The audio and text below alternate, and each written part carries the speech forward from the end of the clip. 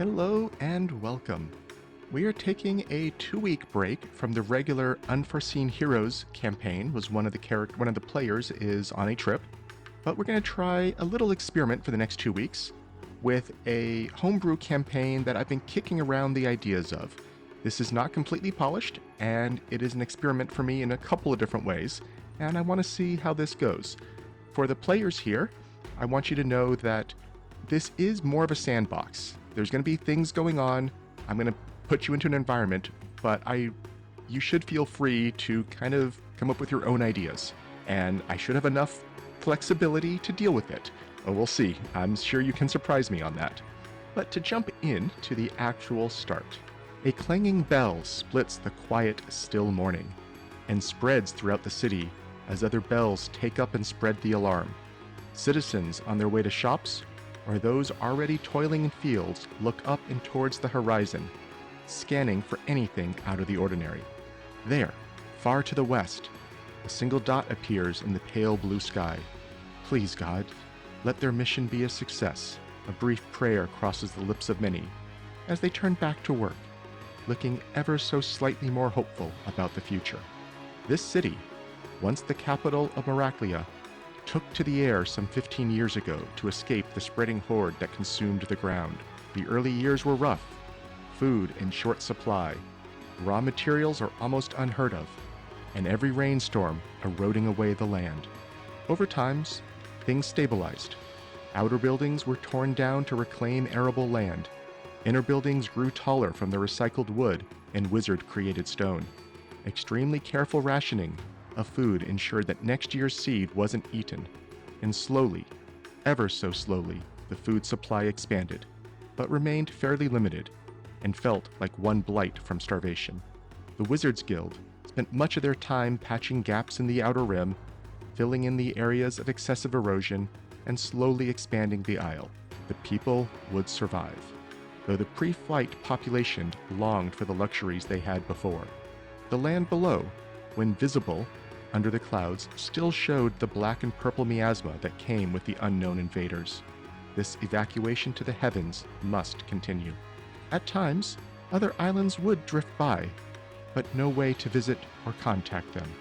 Survival had been earned, but living felt out of reach, and that slowly ebbed the morale of the citizenry. All of the old guilds were in decline, worked to the bone to eke out a small life, and had no time left to properly train the next generation. Until this year, that is.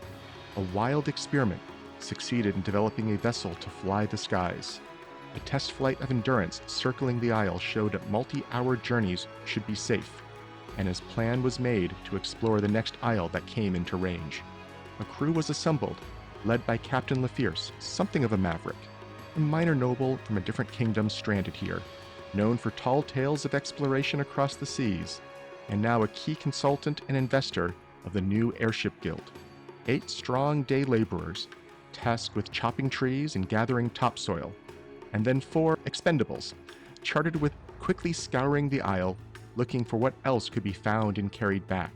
Seeds or transplantable crops, livestock would all be the highest value, though practically anything could be used. These 4 were chosen from countless others volunteers across all walks of life, and it is those 4 we will follow today. First to arrive, a well-dressed gentleman moving with a jaunty strut, definitely too confident and too self-assured for someone so unknown.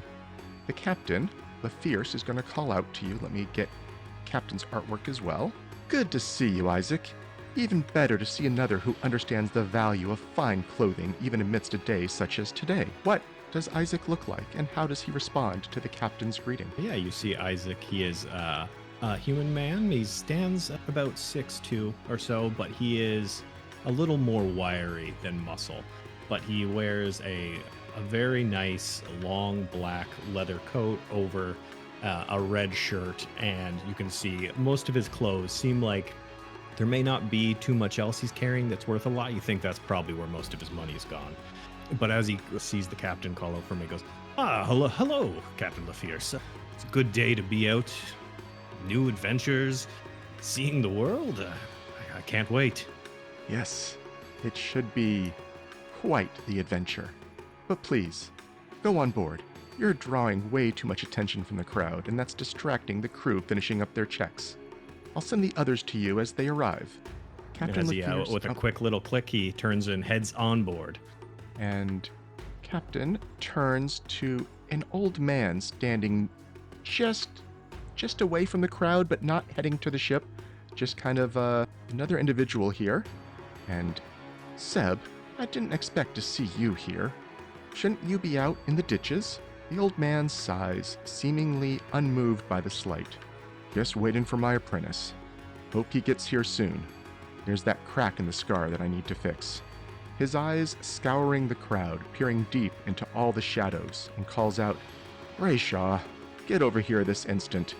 If you're waiting for a cloud to pass by, you'll be waiting all day and miss the boat. The fierce grimaces slightly at the word boat, and a small smile crosses Seb's face.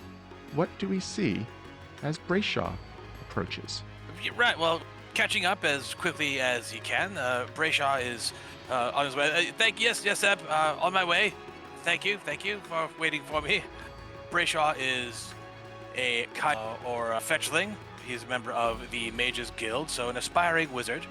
And he's dressed in largely what I think is considered sort of the standard issue in terms of clothing and protection and sorts. Things have been very much so cycled and recycled. So he is he has a typical little longer protective dark-colored fabrics and leathers, a bit of a cloak. His eyes are pupus, and everything about him seems just a bit in the shade. Just part of his nature, of course. Nothing nefarious. But he has a couple of large sacks in his arms still. I was just getting more supplies, last-minute ideas I had for the trip. I apologize. Where should I be heading to next? And while the captain starts to gesture, Seb grabs your shoulder and kind of pulls you into a small huddle. Wizard business, give us a moment, he says to the captain. Now, Brayshaw, you're getting a remarkable chance here. You know how overworked we are, and I know we haven't been able to train you properly. You've had to grasp every spell with your own power, and there's more to magic than creating water and stone. Seek out what experiences you can, and here, keep yourself and your crew safe. Return them if you can, but better to use them than lose one of you. And he hands over a wand and 2 scrolls to you. They should be visible, and you can grab them. It's a wand of gentle landing, a scroll of gentle landing, and a scroll of fly. You can tell these seem to be highly valuable artifacts from the Mages Guild, and you don't even know if the guild knows Seb has taken these. You know Seb looks out for you as best he can, but often does things not quite by the book. Thank you, Seb. I do appreciate this, and I intend to come back and tell you the story in person.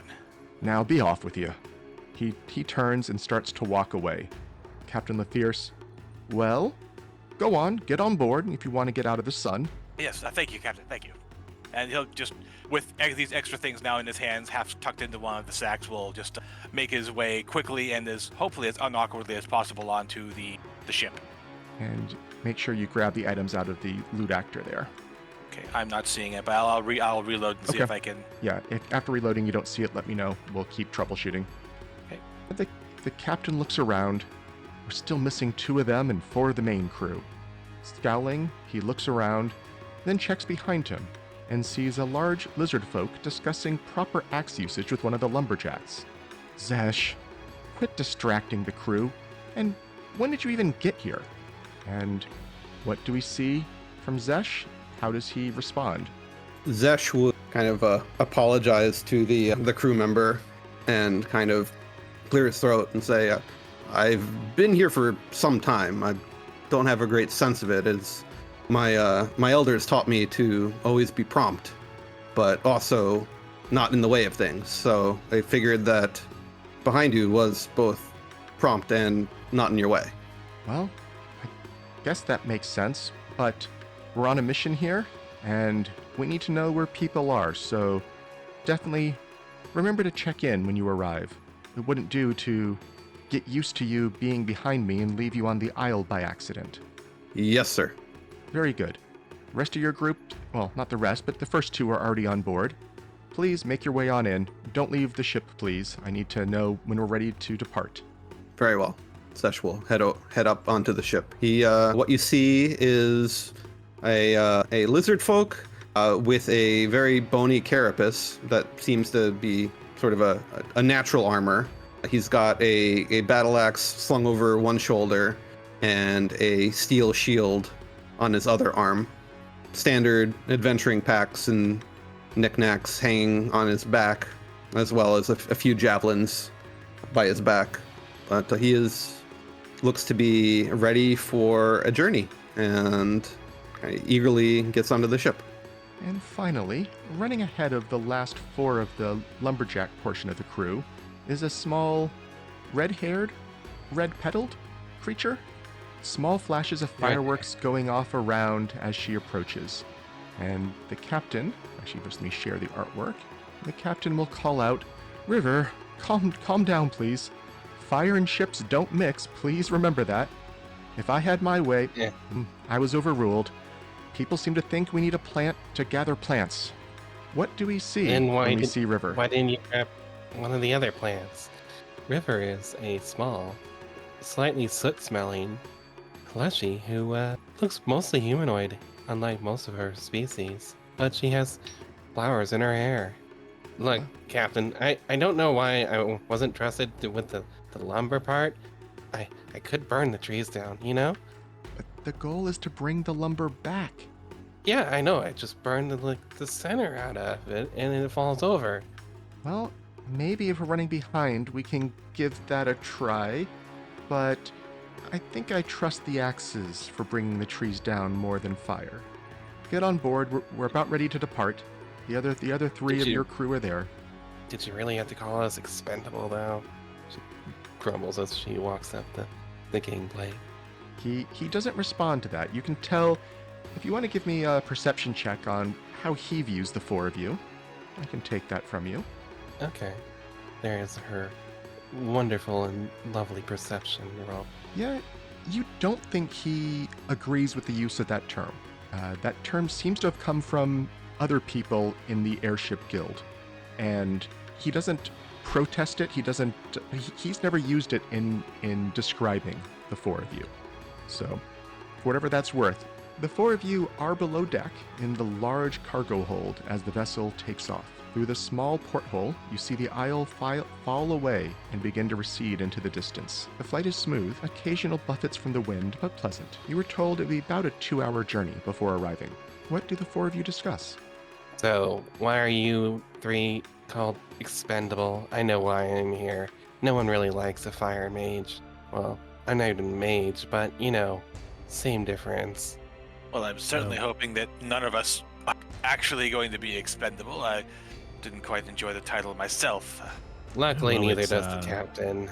I guess he's a I heard good sword. Do you burn things often around here? I mean, I don't think we are expendable. I think we're just going on a dangerous mission. Well, someone in the guild decided to call us expendable, and I want to have words with them, so I'm surviving this, and I'm going to find out who decided that was what they called us. My grandsire was a member of the Protectors Guild, and growing up, I'd heard the tales from the time before about all sorts of people, bodyguards, bouncers, and when I was a very young, just a hatchling, I aspired to do so. So when I heard this mission was being organized, I volunteered, and while I also don't like the term expendable, I mean, I will do what I can to make sure that we all see it through. Well, isn't that mighty, what's that word? Chivalrous of you? I won't need your help. I don't need really anybody. Yeah, Zesh, you can always keep me alive. I'll be grateful for it. Oh, okay. That I understood. I will, if that is your wish, I can allocate my help. If I may be so bold as to suggest, while I'm sure none of us here enjoy that term of being expendable. In fact, I think we should just stop using it entirely. But it does imply an extra level of risk that we are taking, even above and beyond everyone else on this on this flying ship. So I do think we should be watching out for everyone, each of us for one another. Well, what can you do outside of hit things with a sword, hammer? Is that an axe? Yes, I have an axe. Okay. I have basic training in medicine. Uh-huh. You Are too? you- Oh, I try to Okay. get hit. It's quite fun. I meant outside of combat. What can you do? Are you good at pitching a tent or collecting water? looking Sure. For food? Yeah, You might be all of here that. for a while. Yeah, I consider myself proficient in all those tasks. How about yourself? I can light fires, and I do it very well. Fire is always useful. You need to cook food, you need to stay warm. I'm a bit, what would you say? Dexterous, maybe? I can deal with the finer things if it's needed, and if we need someone quiet or to grease the wheels a little bit, I've had a little experience dealing with irate customers. So, who's the one who's going to talk to people if we find people? I can, if it's needed. I'm not. I will say I'm not quite as good as some of those wordsmiths I've run into, but greetings and well tidings. I can threaten people. We've noticed. Well, if that happens, What does that mean? Dash just gives him a toothy grin. So as the journey unfolds a little, and the four of you probably had met once before, but this is maybe your first time really spending time, almost enforced time together. But at some point, the conversation probably switches from some of the banter you've been having to making plans for how you want to approach your duties. You were told that the ship, when it arrives, you are expected to be the first four off, and your goal is to scour the island as best you can, find anything that you think you can bring back that seems valuable or useful.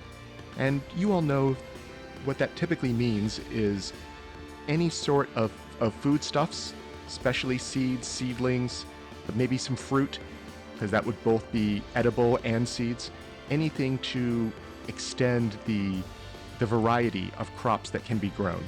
The island right now it has wheat and it has a couple of like walnut type trees, and that's really the bulk of the food. Not much else there's maybe a little bit of one or two varieties of some vegetable, but not much. Food is in short supply. Animals, there is a very small herd of cows, not enough typically to harvest for meat. Whatever meat is from archers shooting down birds flying through the sky. There's very little protein. Protein is a weak point on the island right now. So you know that any sort of thing of that nature is useful. You know wood, bringing back tree saplings would be very valuable. That's why the lumberjacks are bringing back whole trees as best they can in that large cargo hold. You are more tasked with being the ones to try to find the renewable long-term resources, while the lumberjacks are doing the let's quickly exploit this island, let's get harvestable lumber off, let's get the topsoil off because a lot of topsoil is blown away on your island. And while the wizards can use Wall of Stone to patch up lots of places and make some new land, that's not arable. So there's a little bit of the Dust Bowl type feeling at times that they're trying to fix. And so you're going to be off finding whatever you can find. And of course, the Wizards Guild, the Mage Guild, would be happy with any writings, any magic items, anything. There's the feeling that they are worn down, that basically all they do all day long is Wall of Stone and create water. That seems to be what they've been reduced to in their existence here. And they're not happy about that, but they also know without that, they wouldn't be alive. So it's been a rough time. But you are kind of, the lumberjacks are here basically to recoup the cost of using up a lot of lumber to make this ship. And that's part of the kind of expected payoff, is bringing that back. But you're the ones who might have the chance to change the future. And what type of plans would you be making before you even see what this island is going to be? Zesh is wondering how much we can survey from the airship while we're approaching the island, and to have a good sense of, what the points of interest might be before we touch down, and if we can kind of explore and get a bird's eye view as much as it were. that might guide where we can go and what we might be able to accomplish. You know you probably can have one chance during this planning to go up and interrupt the captain with questions of that nature. But you probably should discuss among yourselves what else you may want to bring to the captain before we do that one scene with him. I think it's So- a good idea. What supplies are we short of? Everyone here's got like a bedroll at least. Oh, Do we- yes, I was issued one from the Mages Guild. Any of us got like a sled or a pack animal to carry things with? Oh no, I've got the essentials here. We've got, as Brayshaw said, my bedroll, skin, I'm- ropes, but nothing to haul. Maybe we could rig something up with the ropes and a homemade sledge. I'm not sure. I'm asking for a cart. I'm going to see if we can get a cart. One of you will have to pull it. I'm not very good at pulling things, but a cart would make it a lot easier. I suppose we'll have to see what is available to us, whether it's on the deck or something we could quickly whip together with whatever supplies we find on this new island. She blinks at you with the eyes and the hands of someone who's never crafted anything in her life. I'm asking for a cart. A cart would be good, I think. I'm assuming we've brought things like that along for our use also. I'm sure the woodcutters have their own, but why don't we Yeah. see if... I think Zesh had a good idea, too. I can climb some rigging and get a better view of the island. Maybe spot some points of interest for us to head towards, so we're not just running in blind. It's probably just plans and shit. Oh, I assume some of these islands maybe had settlements like ours. If they didn't survive, there could be something useful. Does anyone know why the other islands are floating? My understanding is the blight. Let's keep that in mind while we look around, and maybe the answer will come up. But I'm not going to hold my breath. This is the first island. I can take any of the magic disciplines or even society on that question. Sure. So Isaac is aware that there were always some islands that were more mythological above the ground. That's probably partially what gave the wizards and the priests and the populace the idea of this in the first place. However, those are still seen as higher islands compared to where you are. Ones that are passing by at about your level were unknown before.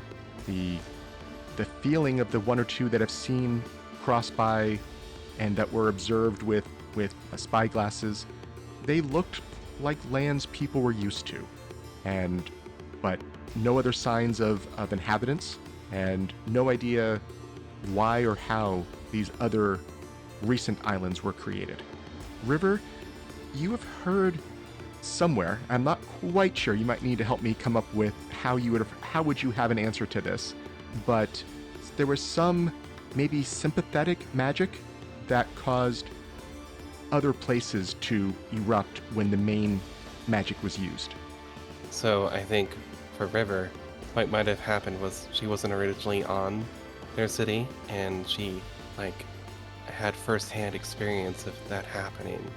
And while her little tiny rock of an island launched into the sky, she managed to jump over to the one with everybody else. She's told nobody and doesn't ever plan to tell anybody that was the case.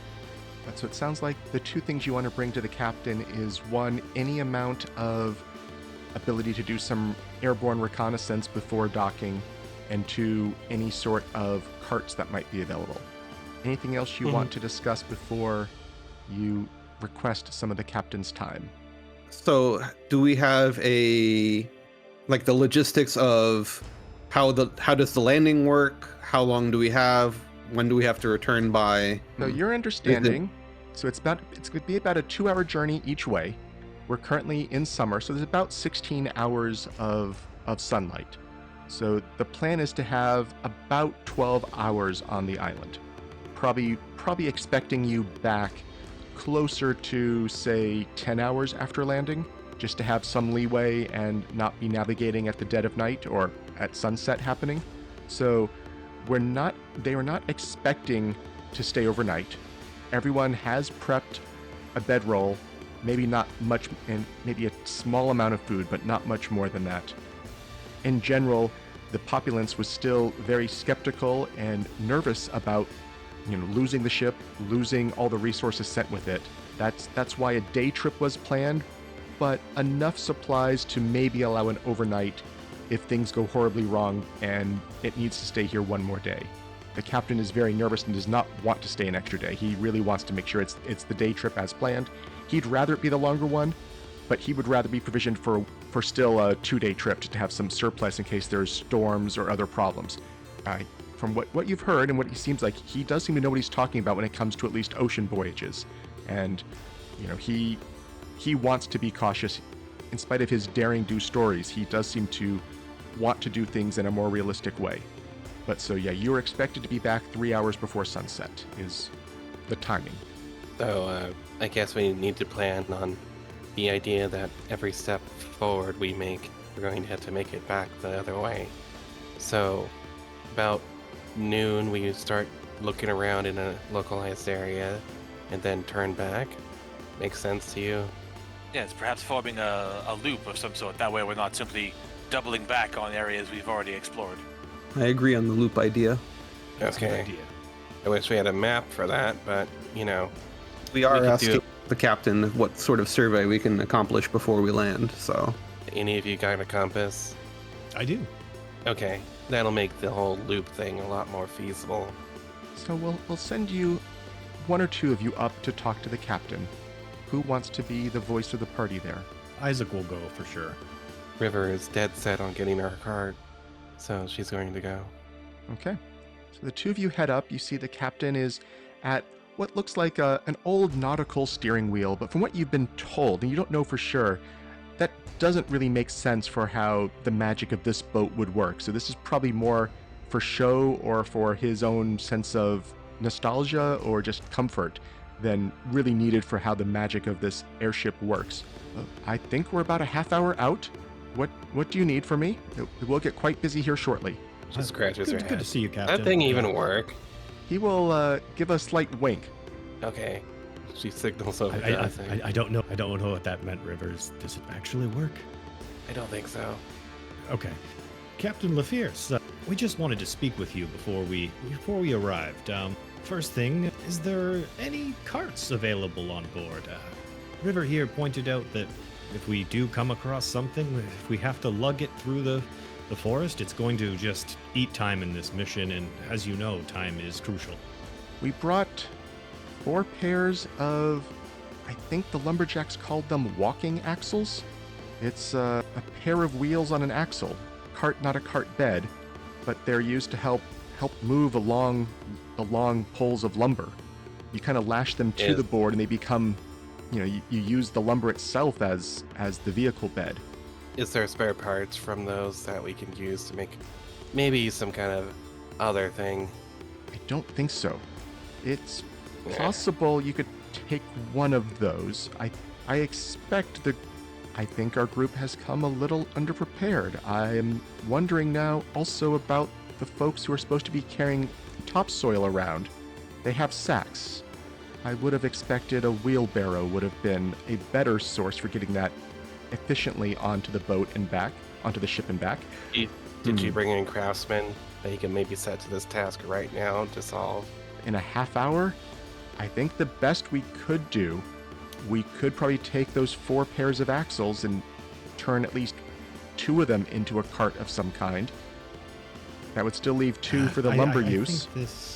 But I am cautious about giving that away, even if it might be a good choice for our laborers and doing the using that to transfer the soil around. It feels your group is the more speculative group, and I hear what you're saying. You're going to be traveling a lot more. Things to speed up your effort would definitely be useful. I am not Well, sure I what to think we recommend have- though. I think we have someone's handy with his hands, so we might improvise something.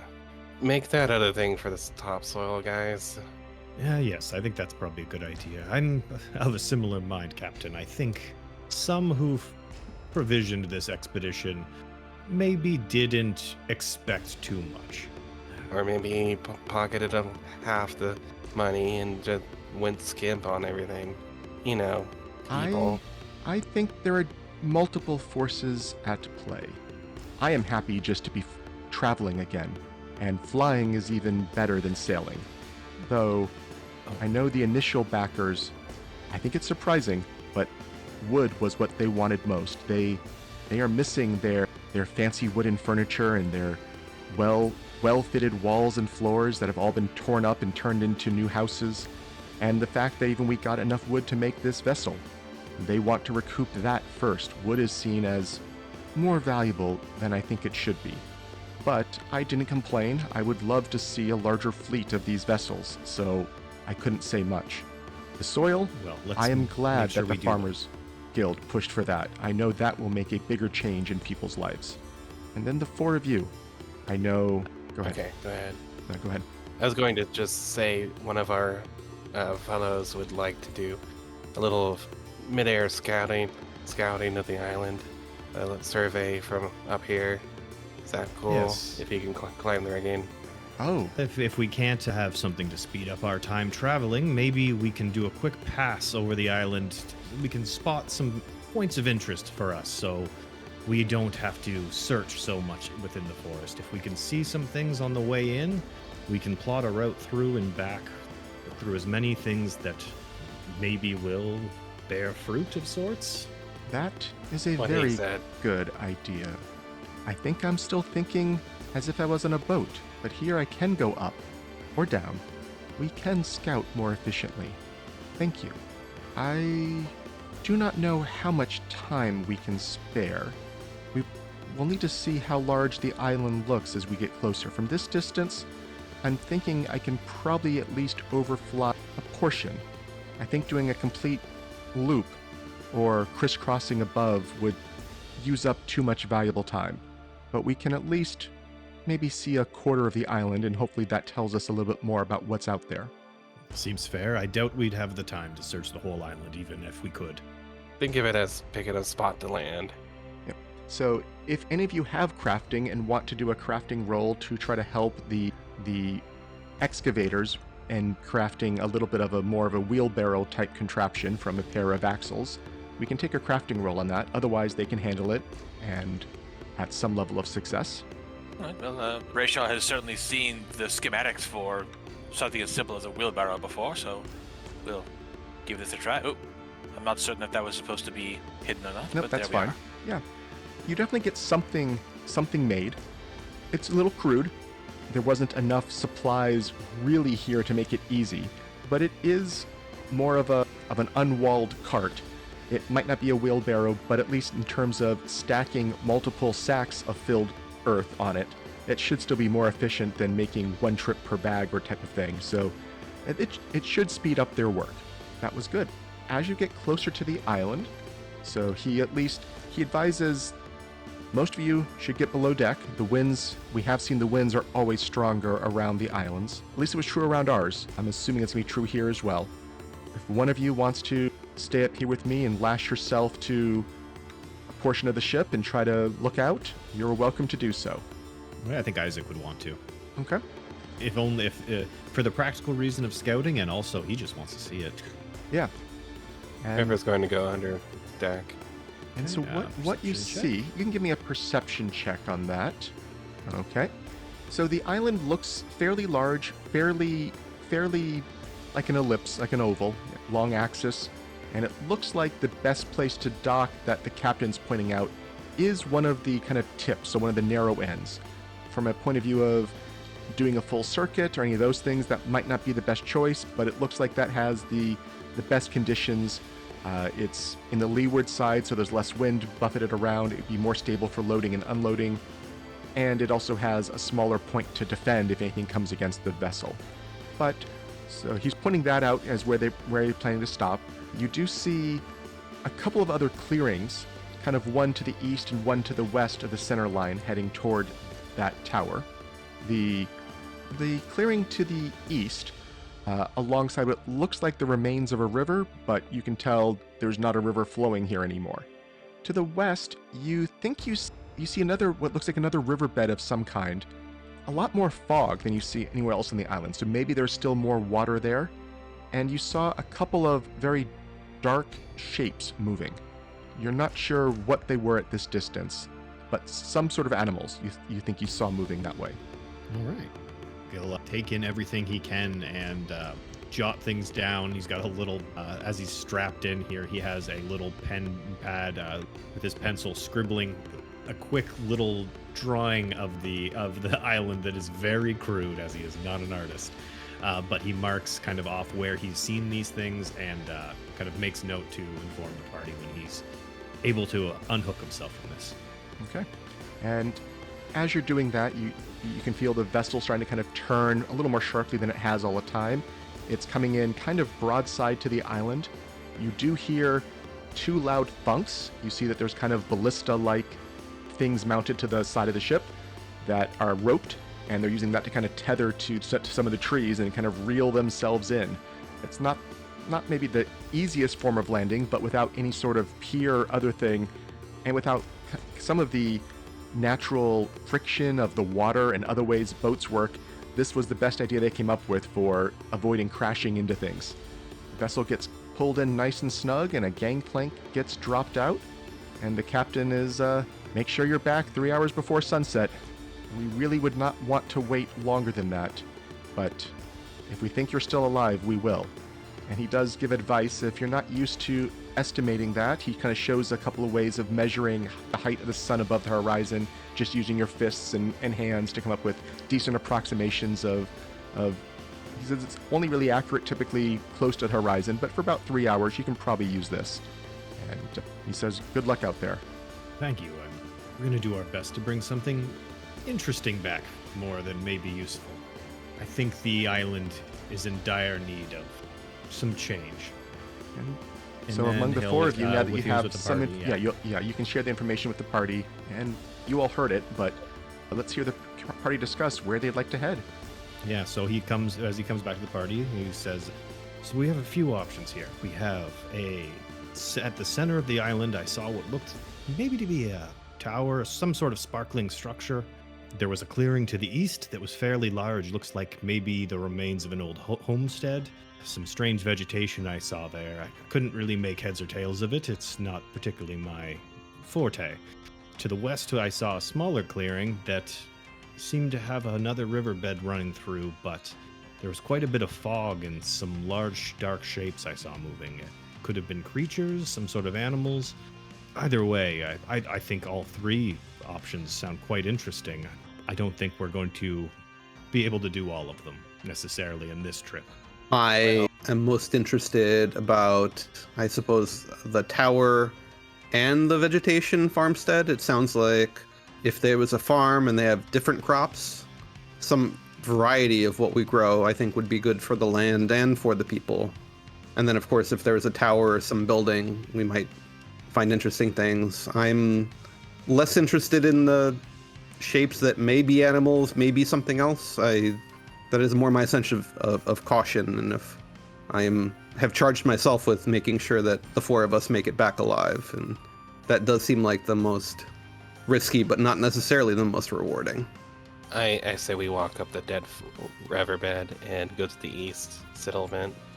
Even if like the vegetation there is like hostile, well, enough fire will make it go away. And so I've put you Could on a be new map something useful for the farmers. while you were discussing.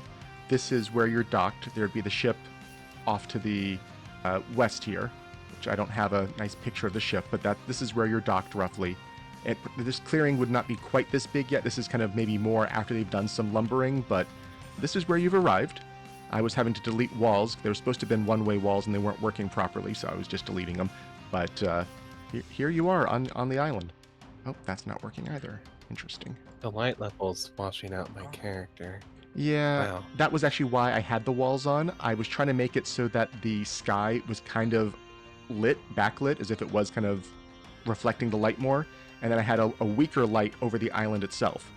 And for whatever, and there was supposed to be, you should still have been able to see the sky, but I wasn't letting the light shine through. So it was supposed to block light but not sight, and it was working when I tested it yesterday, but I must have messed something up when I configured it today. So it's a little much. Whoops. I'll take off the best lights of now. plans.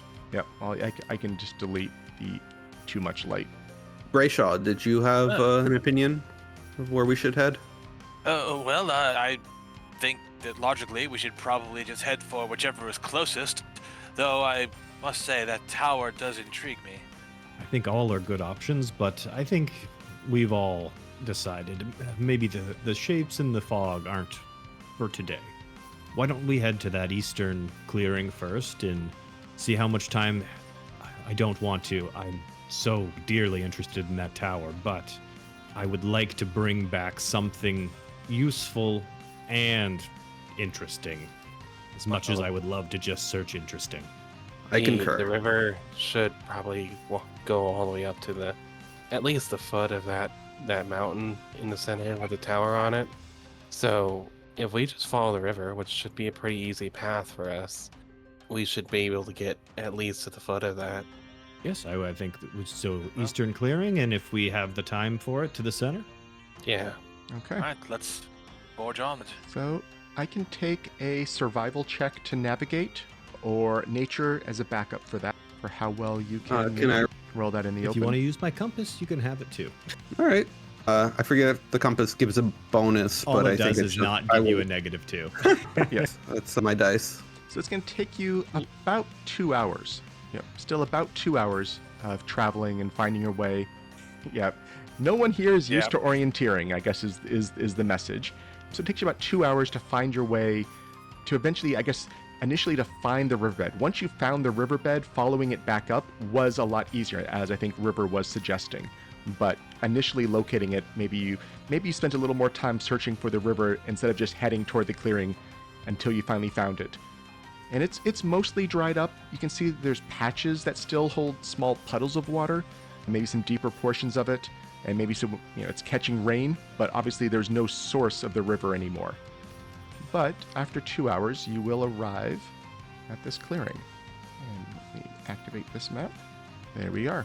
So yes, you've arrived at a small clearing. You still see that there is this dried up riverbed with a little bits of water to the north. The riverbeds are probably about 5 feet deep, these little kind of eroded cliffs or rock. You see a dilapidated building that's starting to be ruined, along with a couple of overgrown fields ahead of you. What would you like to do? Well, River is going to activate her gate, her connection with the plane of fire, and channel the elements.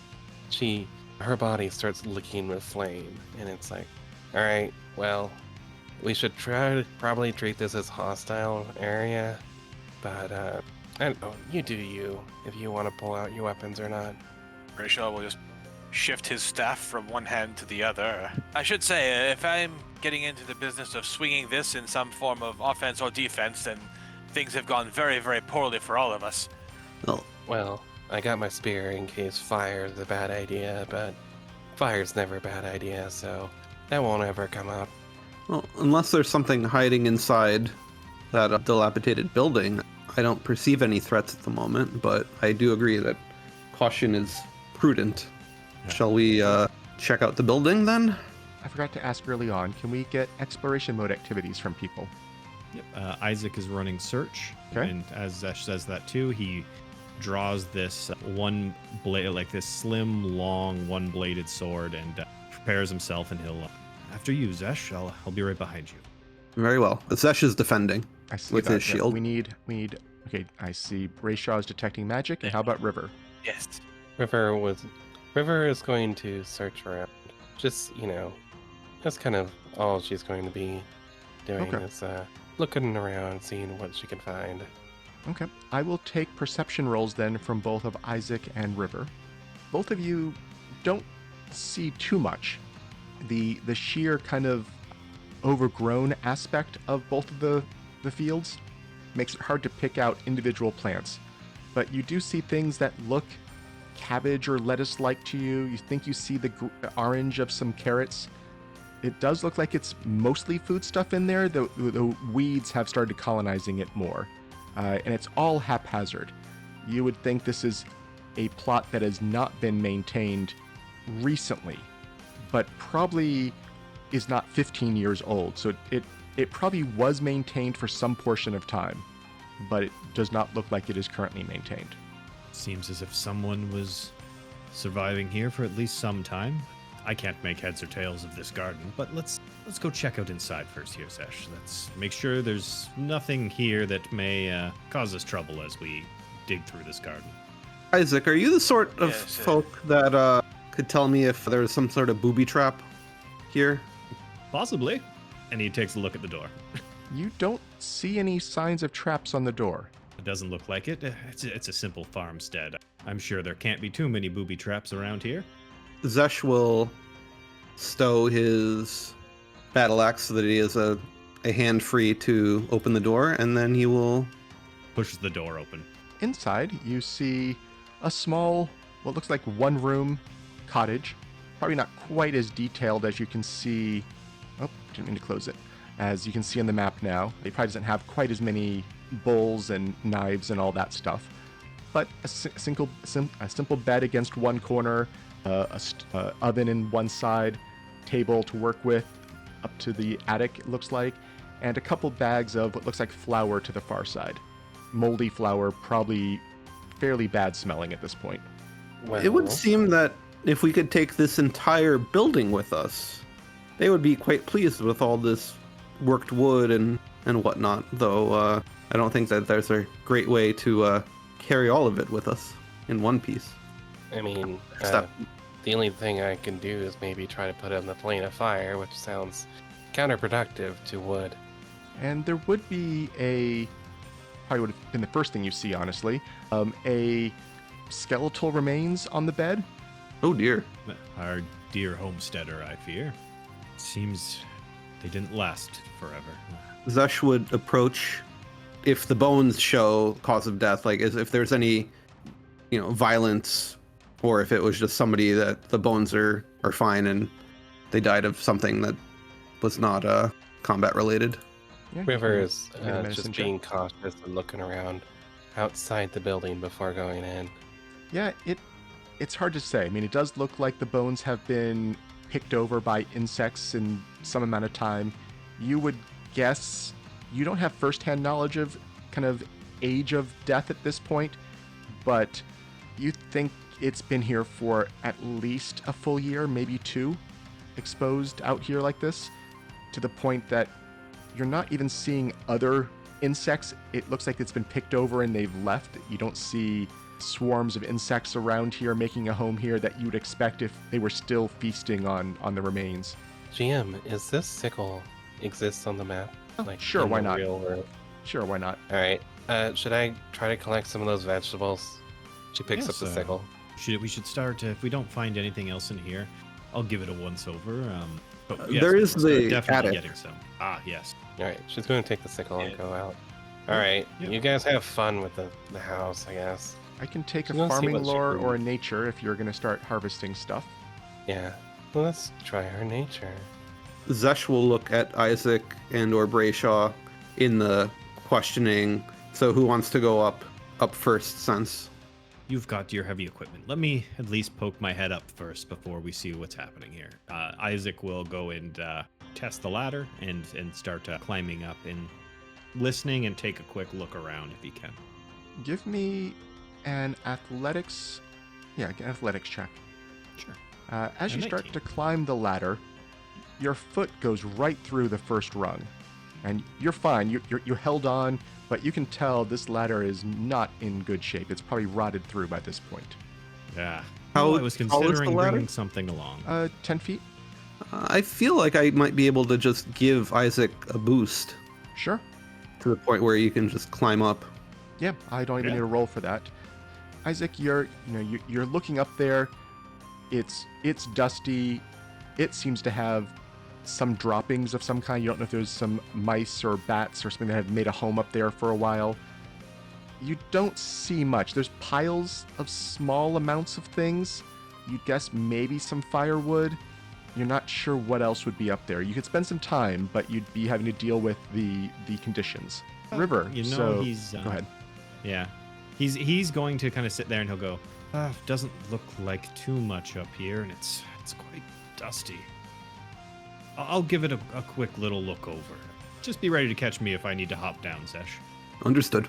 So you're looking around there. And, yep. River, so yeah, on your roll for that, you're going to be fairly successful in the amount of time. How much time do you want to spend harvesting in your mind? She's going to gently, you know, hum to herself as she works on the field. And she's going to try to spend as much time here without them, like, coming out to see her doing something that she's apparently enjoying quite a lot.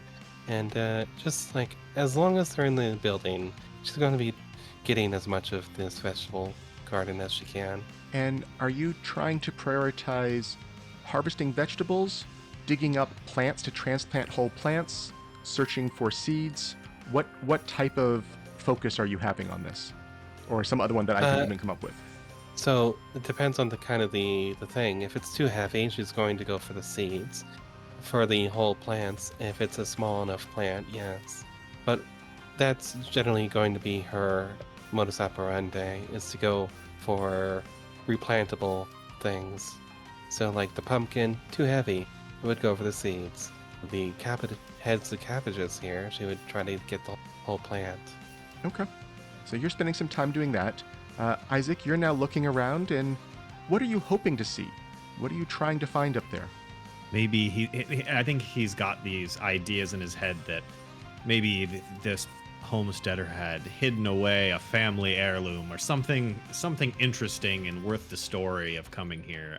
So I think he's gonna just, with his part of his jacket pulled over his face, with his blade kind of push through these piles and see if he can get a look at anything in here. He's got low light vision, but if it's too bad, he does have a lantern he can light.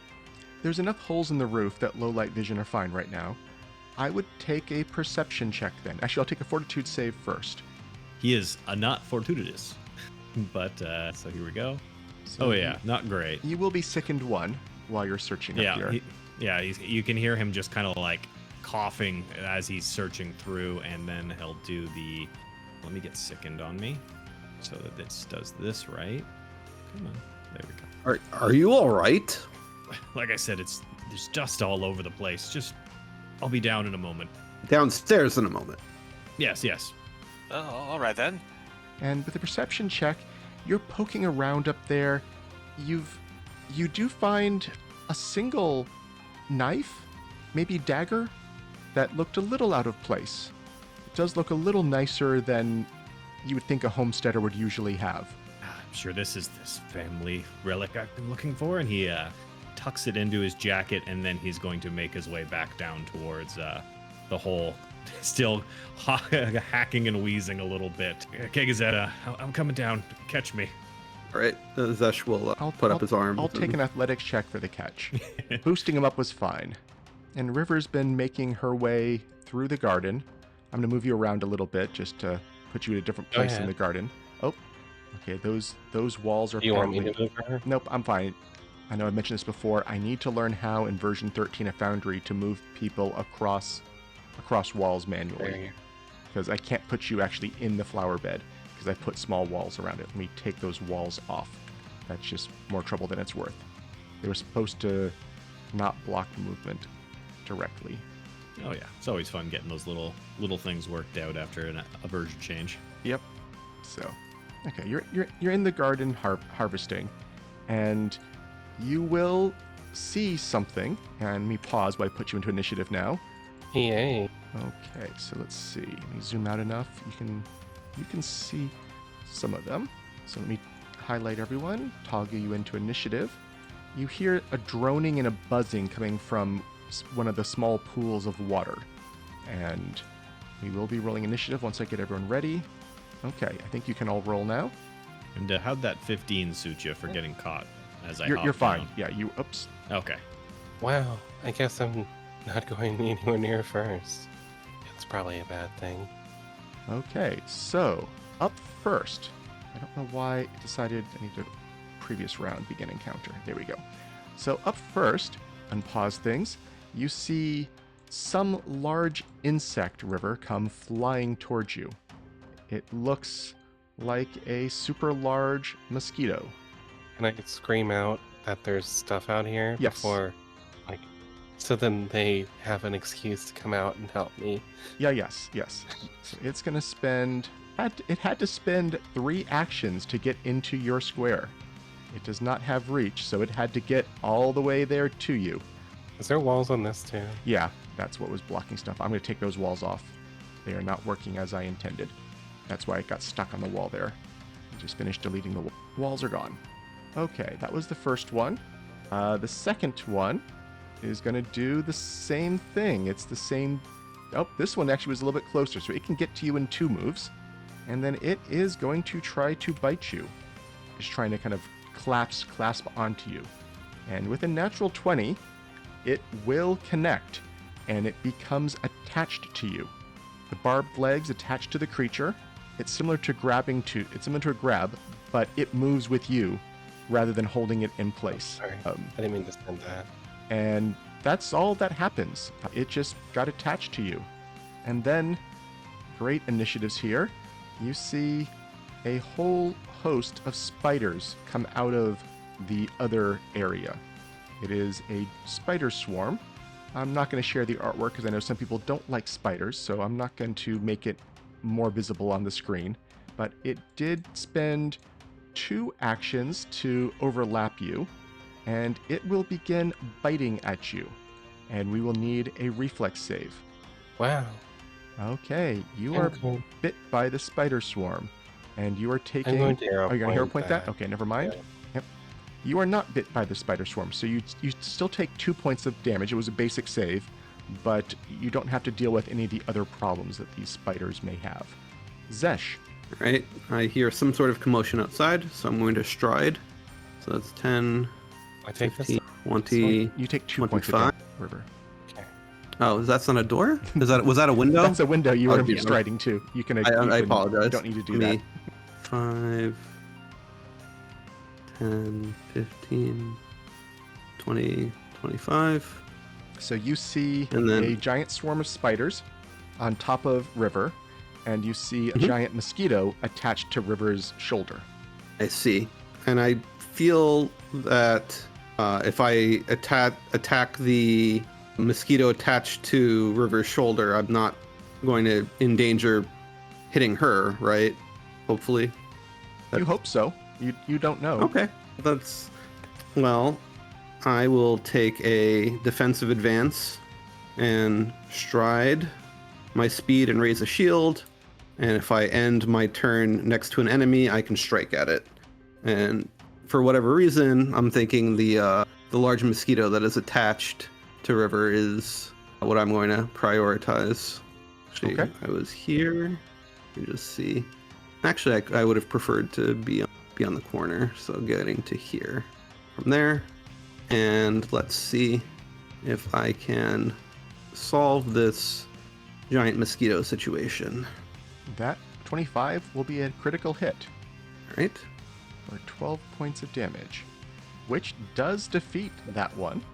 I'm going to move it out of the way. However, it does leave 1 persistent bleed on River. Basically, you basically managed to completely slice off this mosquito and maybe left its proboscis slightly attached. And that's kind of what's causing some problems now. Oh, that is my turn. Okay. I should make sure my shield is raised. Up next is another one of these Bloodseekers. It's going to come flying in. It can get to Zesh, and it's going to try to attach itself to you. But that looks like a very poor roll for an 11 against AC. Will not succeed. Isaac.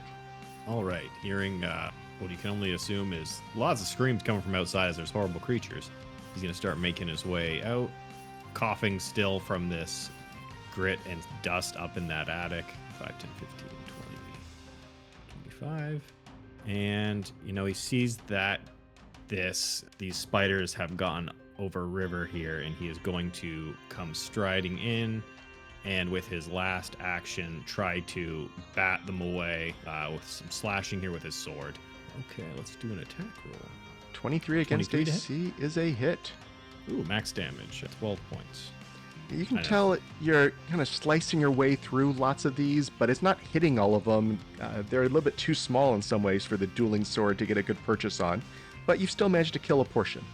Yep, he bats some of them away, and and he's kind of like leaning a little against the building here as he continues coughing. But he's at least gotten outside, and that's his whole turn. River is going to move to here. She's going to risk the attack opportunity. You would not expect a swarm See. to have one. Yeah, seeing as there is none coming, she's going to hit Flying Flame from going through these squares. And that hits the swarm of spiders twice, and the little mosquito underneath them once. So I think it still only hits... A creature only gets one save, regardless of if it passes through multiple times. So it only hits the spiders once. But they failed. Whoa. And we find... There we go. And you make a save as well. The Bloodseeker succeeded. The spider swarm failed. All right. And 3 points to the Bloodseeker. The spiders are looking Okay. pretty beat up. It looks like it's less of a swarm now and more of a few stragglers at this point. I'm going to try to put the... I think that was your whole turn, right? You stepped out and Flying Flame is a 2-action. Oh, yes, that's right. Yes. So end of turn, you take 1 point of bleed damage and make your recovery roll. You are still bleeding. So just take the 1 point of damage. And Brayshaw. All right. Well, Brayshaw was apparently enamored with some personal belongings in here, and that's why he had to set them all back down before joining everyone outside. We'll move out here to see what the matter is, and those are very small bats that have attacked. All right. Well, right from here, I think we'll take our staff, draw a large runic X in the air, and then shove that magically forward, targeting this large swarm of spiders and that small thing that seems to be on Zesh's shoulder with a slashing gust. We'll see if I can perhaps take care of both of them. Okay, that is... Let's see, roll a spell attack against each target. So that which one that was against the spiders? That's a hit. Oh, is it not one? I thought it was one against both. It says make a Yeah, spell attack roll against each target's AC. All right, then. That sounds like when it says each, it doesn't say make one roll compared to both. So this, I think, is 2 different rolls. Spell attack against each target. Very well. All right. I'm not Then sure, I but shall- that's all I'll run it today. So, All right. well, that's Well. hit on, it's a hit on both. Was meant to be. I will deal 4 points of slashing to each. The large swarm and the small insect. Yes, you were not able to get through to the swarm. There was too few of them left, and just did not hit any of them with your slashing gust. All right. Well, that is my actions. Okay, we have a near-dead Bloodseeker who, let's see, who's it going to go for? I think it's going to go for Isaac, under the theory that the thick scales of Zesh look a little less appetizing, and River is a plant after all, and this thing wants blood. It's going to fly to Isaac, given that choice. Trying to attach to you. Okay, he's going to do his little flashy dodge. Okay. But didn't matter. Yep, 26 against AC is a very big hit. So it is now off guard. It's kind of the opposite of what usually happens when things get grabbed. And then it's going to has 1 action left. It will spend the action to drain some blood from you. It does 1 point of damage, and it gets a temp HP. Additionally, I believe you are drained 1. Yes. I'll drag it onto you. Thank you. And that was its whole turn. The spider swarm is next. And let's see. River used fire. It does not like fire. Fire was very effective. I think it's also going to swarm over Isaac. And it's going to make you have to give me 2 basic reflex saves. We got hope. We're pretty good at these. That's 1 success. And, Yep, and the second one here, same thing. 18. okay, so you're going to take half of both of these. So a total of 3 points of damage from that. And that was the spider's turn. Zesh. All right. First off, there seems to be one of those bloodsuckers right next to me, so I will start off by taking an attack against it. So I think I have the wrong one target. There we go. And I will take a strike at that. 17 against Roll AC some is a damage. hit. Yep. You have killed another one of these giant mosquitoes. I'm going to put them out of the way. That one had not grasped you yet, so no bleed on you. I think you have 2 actions left. And then with those 2 actions, I will make a defensive advance stride to, let's say here. And I will actually, using my shield boss attached to my steel shield. And just so I understand the actions of the Guardian here. So you start off with one strike. You then actually technically raise your shield next. And then the guarded defensive advance is a one-action stride and strike? No, the defensive advance is a 2-action raise shield and stride. And if I end my action... Okay. Yeah. Cool. So it's one of those flourishes, sort of 3 for 2. Yep. Okay. Very cool. And then and this is a map attack. So this is what it looks like. All right. And that is my turn. Spiders. Isaac, you are currently being swarmed by a small number of spiders, and you have a giant mosquito attached to your shoulder biting your neck. Okay, first things first, he's going to try to...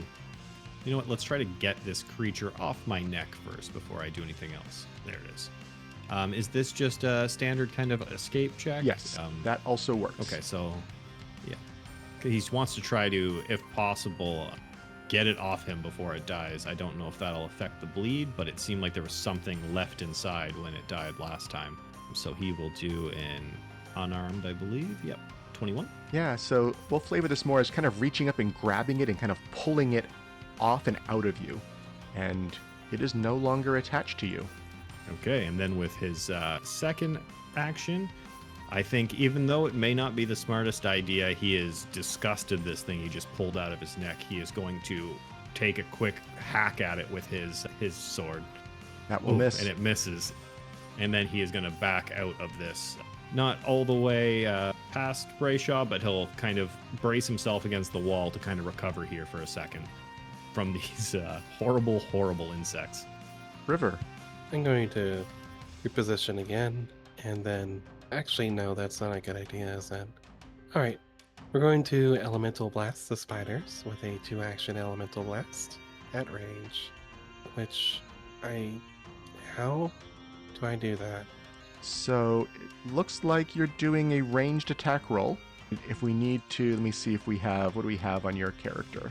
You have an unarmed attack. I have a thrown spear. Yeah, you can pretend to throw the spear. That should have the correct modifiers at least. So use that to strike.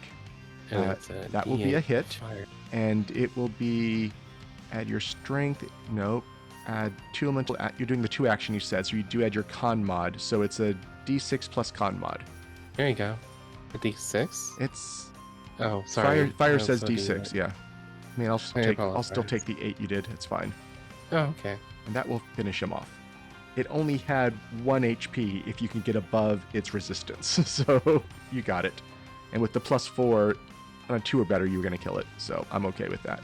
And you have 1 action left. Since it's an attack, it does suffer from MAP, so here's the second action, or second impulse. And that one will miss. Yeah. I tried to target the little thing. That's fine. It's okay. Don't worry. I understood. But that was the end of turn. You take the 1 point of bleed damage. Try to roll to see if you do not recover. Once again. 1 more point. I'll move the spiders out of the way so it's easier to target. Brayshaw. All right. Well, being well shielded by Isaac, I will just lean over to the left just for a moment to get around him, and I will target that one last remaining oversized mosquito and attempt to simply hold it in place, freeze it solid with a frostbite spell. Okay, so it needs to give you a fort save.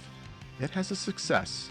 All right, well, I won't freeze it as much as I would like, but it will take half of 5. And then, knowing that it seems to want to come after people with my third action, I will activate my protective wards, which is to say that I have not set this up properly because it says I don't have any focus points. I'll let you fix that out while I start having the Bloodseeker move. Yep. Just have. There we are. Okay. So it is a 5-foot emanation around myself, so it'll be covering both myself and Isaac with a +1 to their armor class. Oh, very good, because it is going for Isaac again. It's trying to attach. 1 action move, 1 action attach and fail, second attempt to attach. It missed both times. Zesh. All right. Well, there seems to be 1 left, so I will move up, try to take care of it. 16 will hit, and that will kill. Do I need to leave us in a lot? Let's see, we still have some persistent bleed on River, but other than that, I don't think there's anything going on. So I will say we're out of initiative. And River, you can take off the persistent. You can take one more point and then take off the persistent bleed. The party just fought off a small swarm of insects that were living in this space, a swarm of spiders that came out of the field here, and some oversized mosquitoes that came out of the stagnant pond water to the north here. Right before that was going on, River had been collecting some amounts of vegetables from the plot here, a mix of live plants, edible foodstuffs, seeds, as it's been going. Probably about 2 bulk worth by this point of time. And then Isaac in the attic had found a dagger, which I've now added to the loot actor right outside of you. Let me also just add arbitrary random treasure, we'll call it, of vegetables here. Assorted veggies. That wasn't in the attic, but just because I'm not going to make multiple actors for this. And we said it was 2 bulk worth. I won't say what it's worth yet. But there you go. So you have some stuff you have found. You've probably been at this location, at this point, probably about a half hour for the search that went on upstairs, plus the amount of time that River's been harvesting crops. So it's 2.5 hours into the day. What do you want to do? Zesh will point out that it looks like Isaac and the River are slightly worse for wear, and he can patch folks up if they would like. Zesh isn't necessarily going to insist, but... And Isaac can clear the sickened right away. That can be happening out of combat fast enough. And as you come over to do that, he'll pull that knife out of his coat and, Brayshaw, what do you make of this? Found it upstairs. It seemed interesting looking at the very least. Oh, sure, certainly. I'll take a look at it if you don't mind. Brayshaw will observe the dagger, and then, as almost all things do, we'll bring up a detect magic upon it to see if there's anything unusual in that regard. It is not magical. Oh, but it is very well made. While that's going on, Isaac, would you like some medical attention? I don't believe I can give you back your blood. I can try. I don't recommend it. I make my own. We just gotta seal up these holes in me. All right. Well, I will attempt a trained level medicine check to treat wounds. And it was a cold iron dagger is what you've identified it as. Oh, this... I'm not certain if I've seen this material. Not in a long while. That is a successful medicine check. River's going to hand out some roasted pumpkin pieces. Look, I had to smash the pumpkin. There's no way we're pulling that around. Here, I collected some seeds, but we can eat this part. And upon receiving any healing at all, Isaac, the drained condition also goes away in this case. Excellent. So yeah, she's going to pass out some pumpkin pieces. Oh, Chewing on well, some thank pumpkin as I get healed.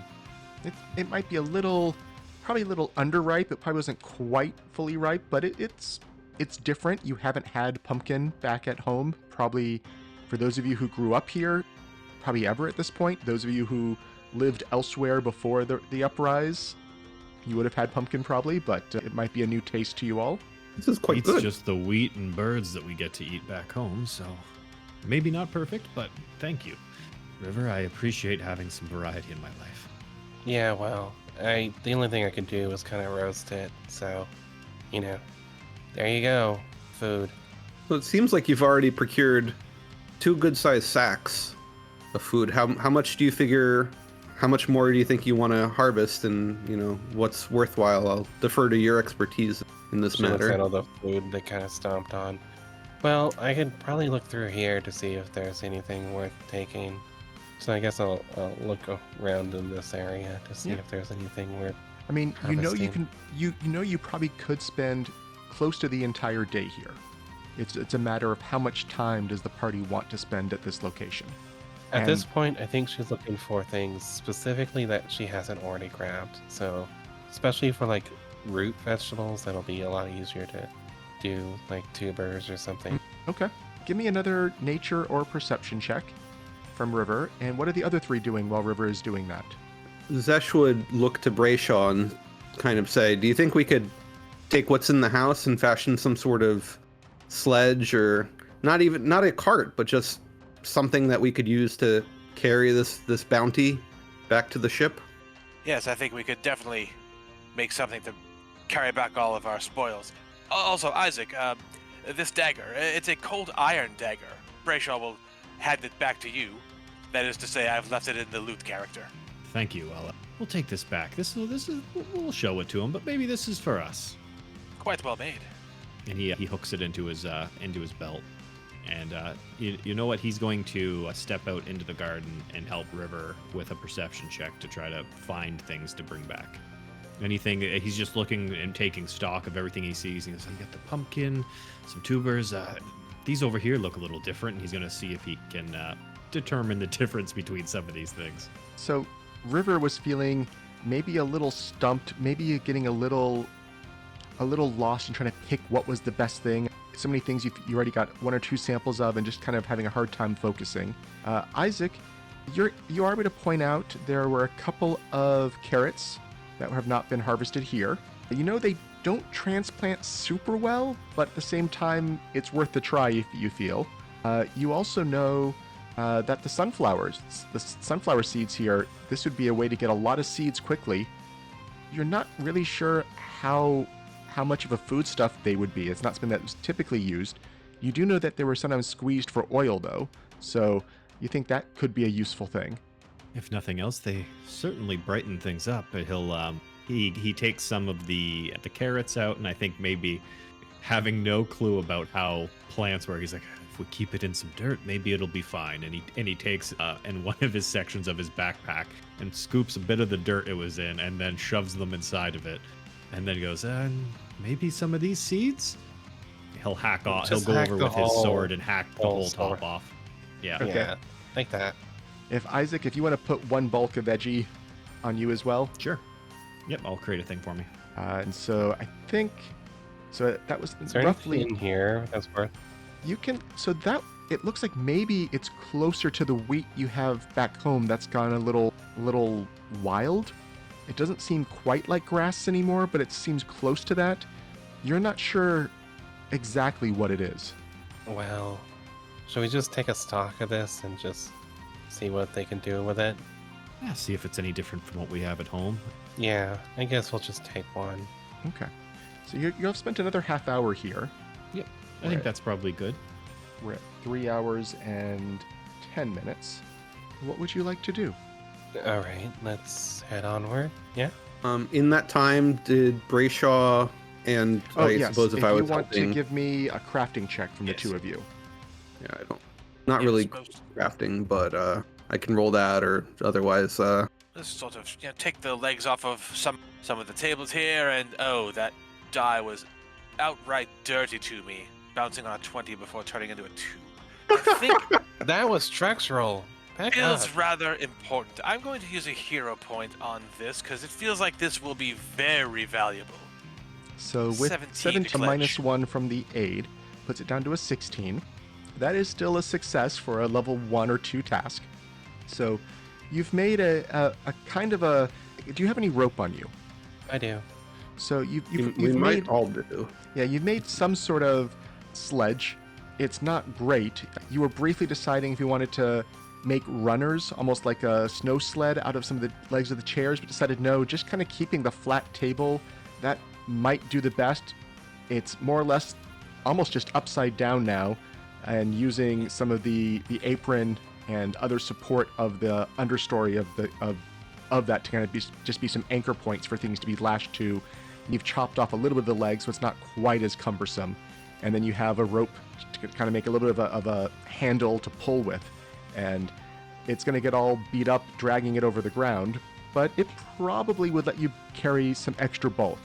At this point, it might be easier just carrying this, and it itself is going to be a 2 bulk thing to carry around. And then when you get enough stuff to load it down, it might be worthwhile. But until then, you think right now it would slow you down to use, even though it might allow you to carry more in the future, unless you want to load it up with more stuff here.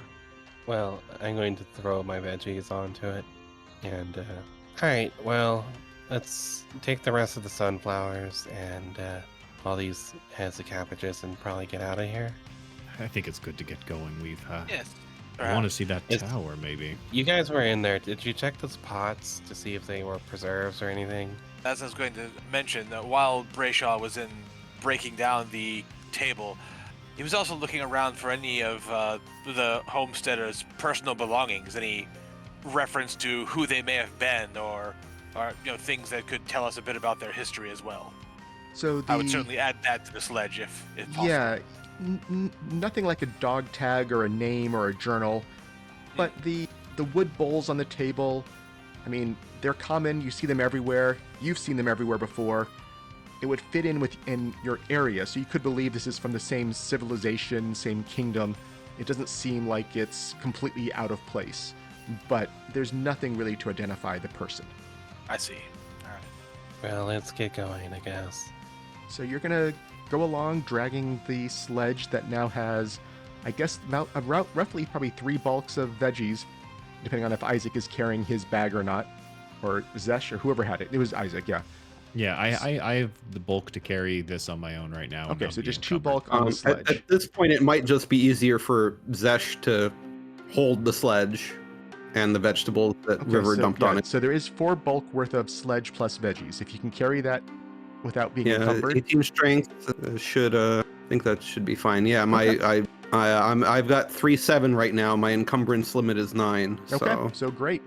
So in that case, I will just want a survival check. Nature can do it, but it's also harder. This is now to try to find your way from where you are toward the tower. And it sounds like you were thinking following the river would be helpful. Is that, or is that only to get to this location? I don't I recall think if following the river would be a good idea.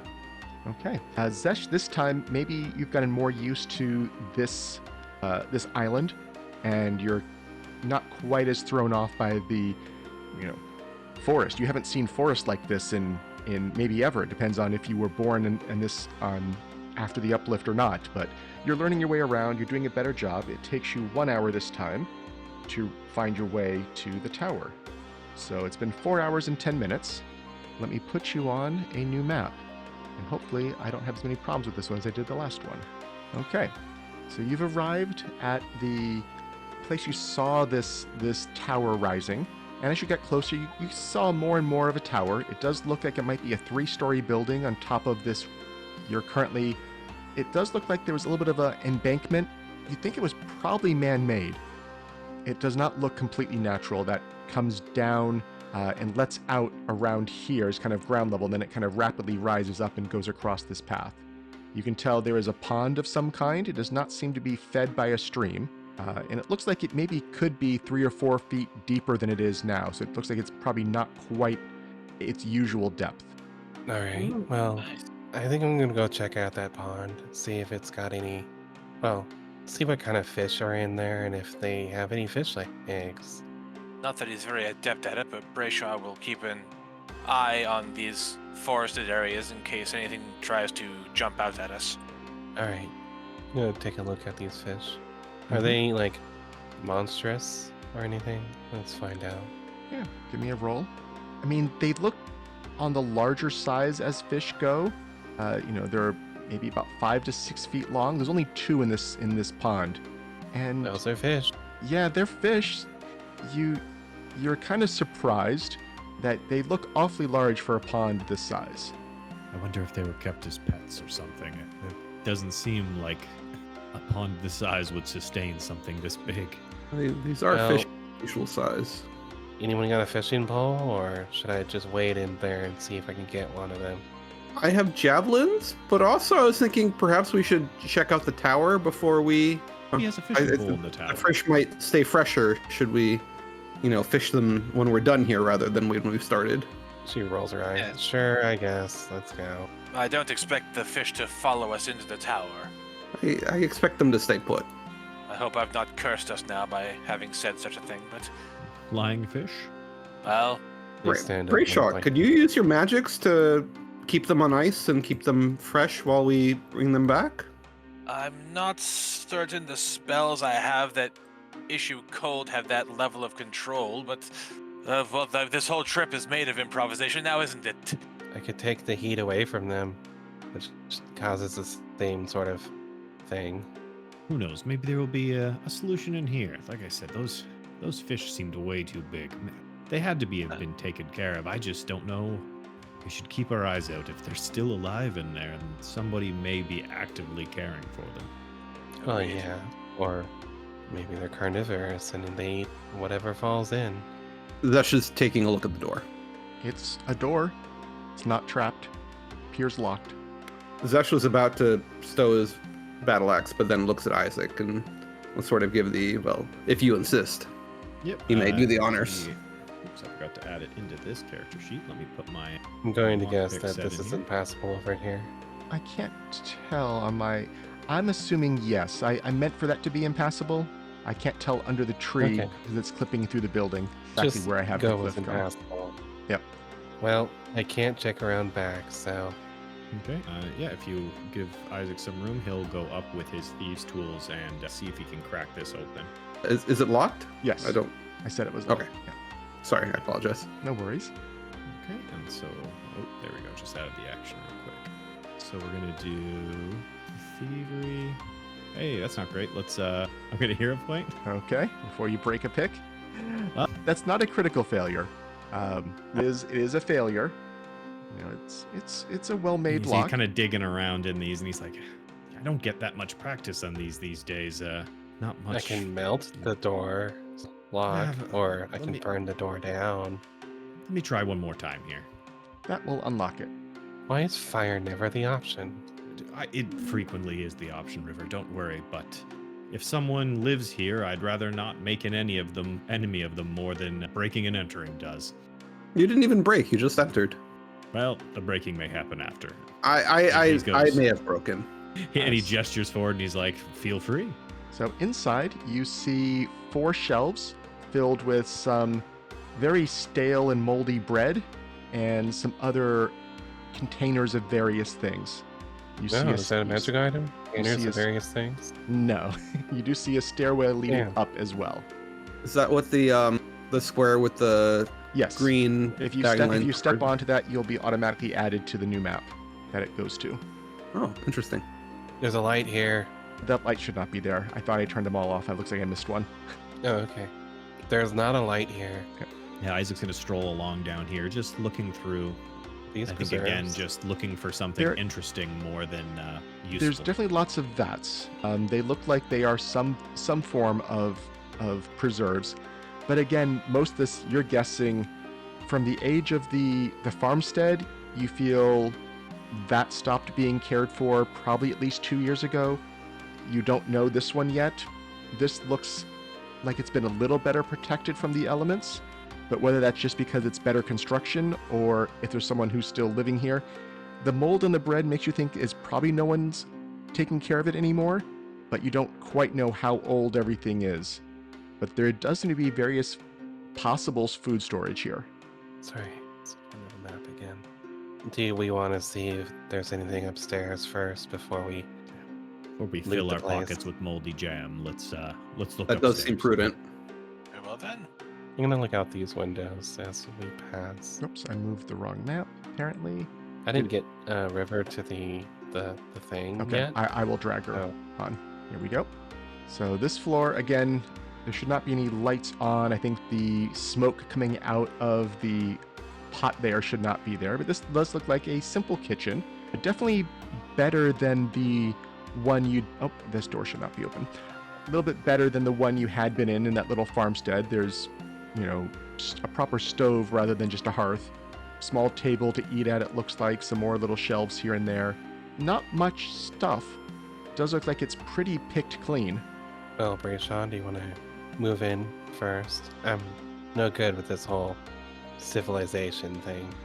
You've been part of ours for some time. I'm sure you've gotten quite good at it. Reluctantly. All right, Zesh is going to attempt to open the door. Yep, this one's not locked. This looks like a small study or a library of some kind. You see bookcases right behind you. You see some scrolls and writing. It looks like maybe even a spyglass on the table. It also looks like there's a door to a balcony as well. And then stairwells going up one more flight. Brayshaw really can't help but be drawn to the stacks of books just to look through the subject matter of them if he can. Sure. It does seem like it's mostly books on animals, the study of animals, a little bit about like estate management. Looks like this is looking over some of the writing on the desk. Seems like this, you don't recognize the name, which maybe was a surprise after the farmstead. But it's a Baronet someone, Baronet Lewis, and seems like he was, you can't tell exactly who he was in the family or anything of that nature, but it seems like he was a younger son who maybe set off to try to claim some land and make a name for himself without a lot of support from the family, and seems like he might have been more intellectual and less hands-on. So lots of books on subjects, but it looks like his reports are saying things aren't going well. More intellectual and less hands-on is exactly my business. Is any of these a map? Sure, one of them can be a map. Yeah, and Yeah, so we got a it's- map here, guys. it would show the one area that had the, I guess he was calling her Renee, the one peasant on his domain, who was the farmer, who he'd been trying to help, it sounds like, and he was feeling upset that she was never listening to his advice, but somehow she was still always relatively successful at growing things. It also points out that the western area was known for its herds of both goats and boars, and neither of which he cared about a lot before. And then there's some notes here about after the isolation, they began to sound tastier and tastier, but both were very, very ornery and hard to track down, and he kind of gave up on that. And then a little note that's even further east, so beyond this, probably another hour or two, so it would probably be going right up against your limits of time. He was talking about how there was another clearing that seemed to have, he always thought it was a mythological animal, but some form of flying, bird-like, horse-like creature. Not a Pegasus. He would recognize that, and he never could tell from his books what it was. But that was something that there was some small family of these flying creatures to the east that he was intrigued by. The last date on his journal here is about 4 years ago. Yeah, what's it say on the page that he had planned to do? To head out toward those creatures. Ah, well, he might have not Well. made it back. He thought that the only way off this island was to try to tame them. Interesting idea. Doesn't seem to have worked out well for him, I don't think. Zesh would Unless- like to take the spyglass and head out to the balcony and sort of survey the land from this vantage point. Sure. Yeah, you can add a spyglass. You know, I think it's a level 2 item. You can add that to your. I don't have a loot actor for it, but you can add that. Sure, I can find it. Yeah, Isaac actually, as he steps out in front of Zesh here, he goes, huh. You can see down over the fish. I think he'll break off a little piece of one of his rations and just chuck it into the pond from here and see And- how they react. A little bit of a feeding frenzy with the two of them fighting over it, but yeah, they will eat it happily. Well, they didn't turn into eldritch monstrosities, so probably a good sign. So I guess I've got Well, from this balcony sort of 180 degrees of. Yep. What are you looking for in range of- particular? I guess I don't have a good sense of direction in terms of if I can see the ship, maybe figure out a better route for the way back, or if we decide to go directly from here to there, kind of what the most direct route would be. Sure, you can And the give other me would a be to survival check on that. Sure. Yeah, so you're spotting a few landmarks you think you could use along the way. You think you can get back to the ship from here in about 2 hours. So that's shaving 1 hour off of your original travel time, which was 2 hours and then 1 hour to get here. So not counting all the time you spent harvesting stuff, all that stuff, but it does feel like you can shave 1 hour off of your journey from here. And what else are you Okay. looking for? If we can see the eastern bit, the animals or the shapes. So Kinda that one last landmark. that would be to the west. And as I was envisioning this map, that's the part you can't see from where you are. That makes sense. Maybe there's another Sorry, not the balcony west. or That'd be- window. That'd be more the on the other north. side. So yeah, Yeah. to the south is where you would have seen the clearing that you came from, that you harvested. From directly to the west of where you are, where you can see to the ship. But to the north, Mhm. kind of the north, northwest is where you would have seen the animals that you from the boat. Okay. Can you see the flying horses? That would be to the east. I would take a perception check on that. Sure. You are not seeing anything out that way. All right. I can pass the spyglass over to Isaac for a little bit if he'd like to take a turn. Sure. If you want me to take a look, I can look through it. You're seeing what looks like at least one shape flying around to the east. Looks like probably, you would guess, maybe an hour, maybe 2 away. You're not quite sure. At least if you can go straight, you think it'd be an hour, but you can't tell if there's At least one shape. ravines. The shape you see, it's still from a distance. You can't quite make it out, even with the spyglass at this range. But it looks, you're guessing relative to the size of the trees, roughly horse size, flying, roughly horse-shaped, but something about both the front legs and the nose or the head don't quite look like a horse to you.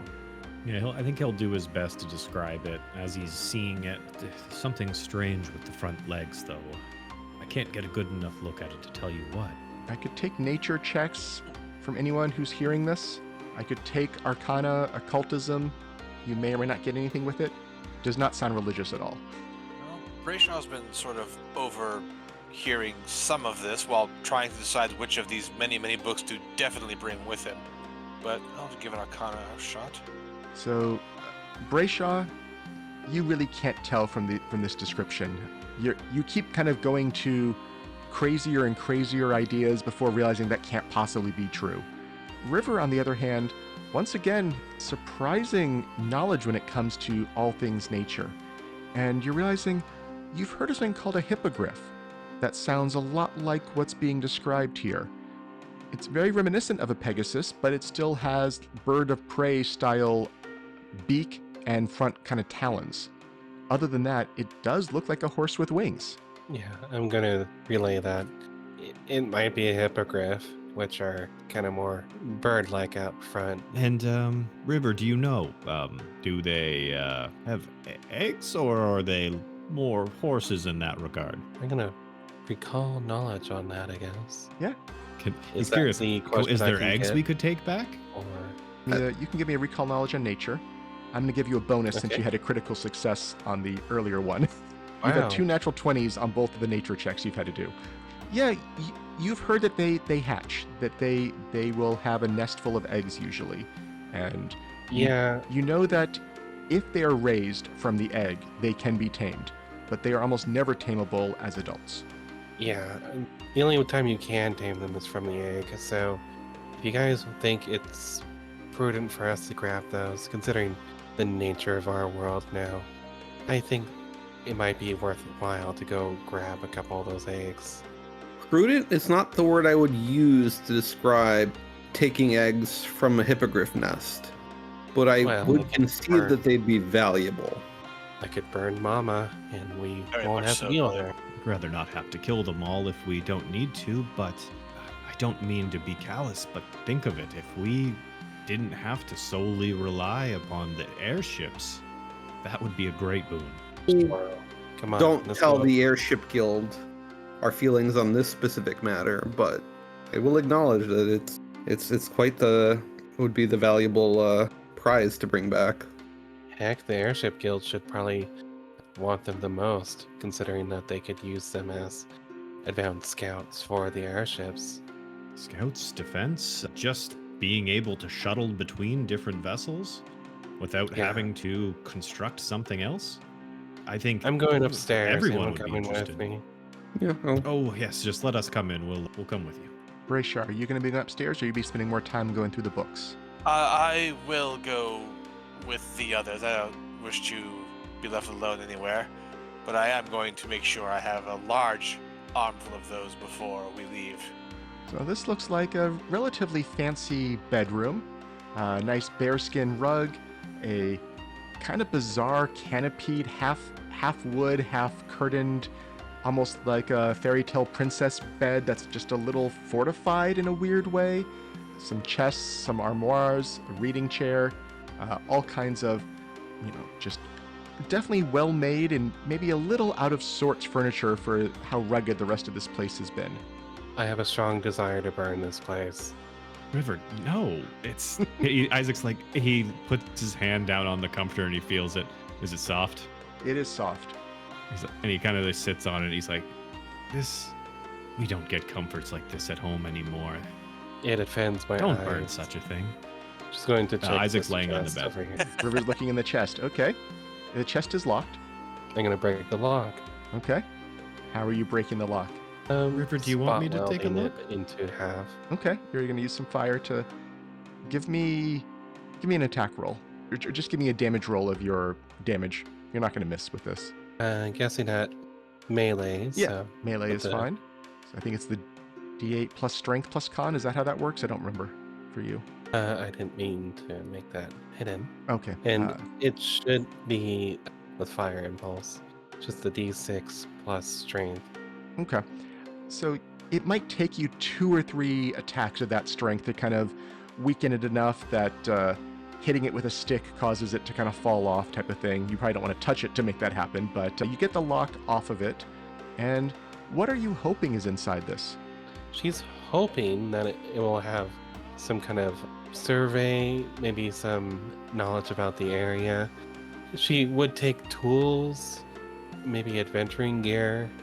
She expects it to. It is mostly clothes. It's some fine clothing, probably 2 or 3 sets Excellent. of that. And what else would be in there? No surveys. That would all have been downstairs if there was anything of that nature. Tools.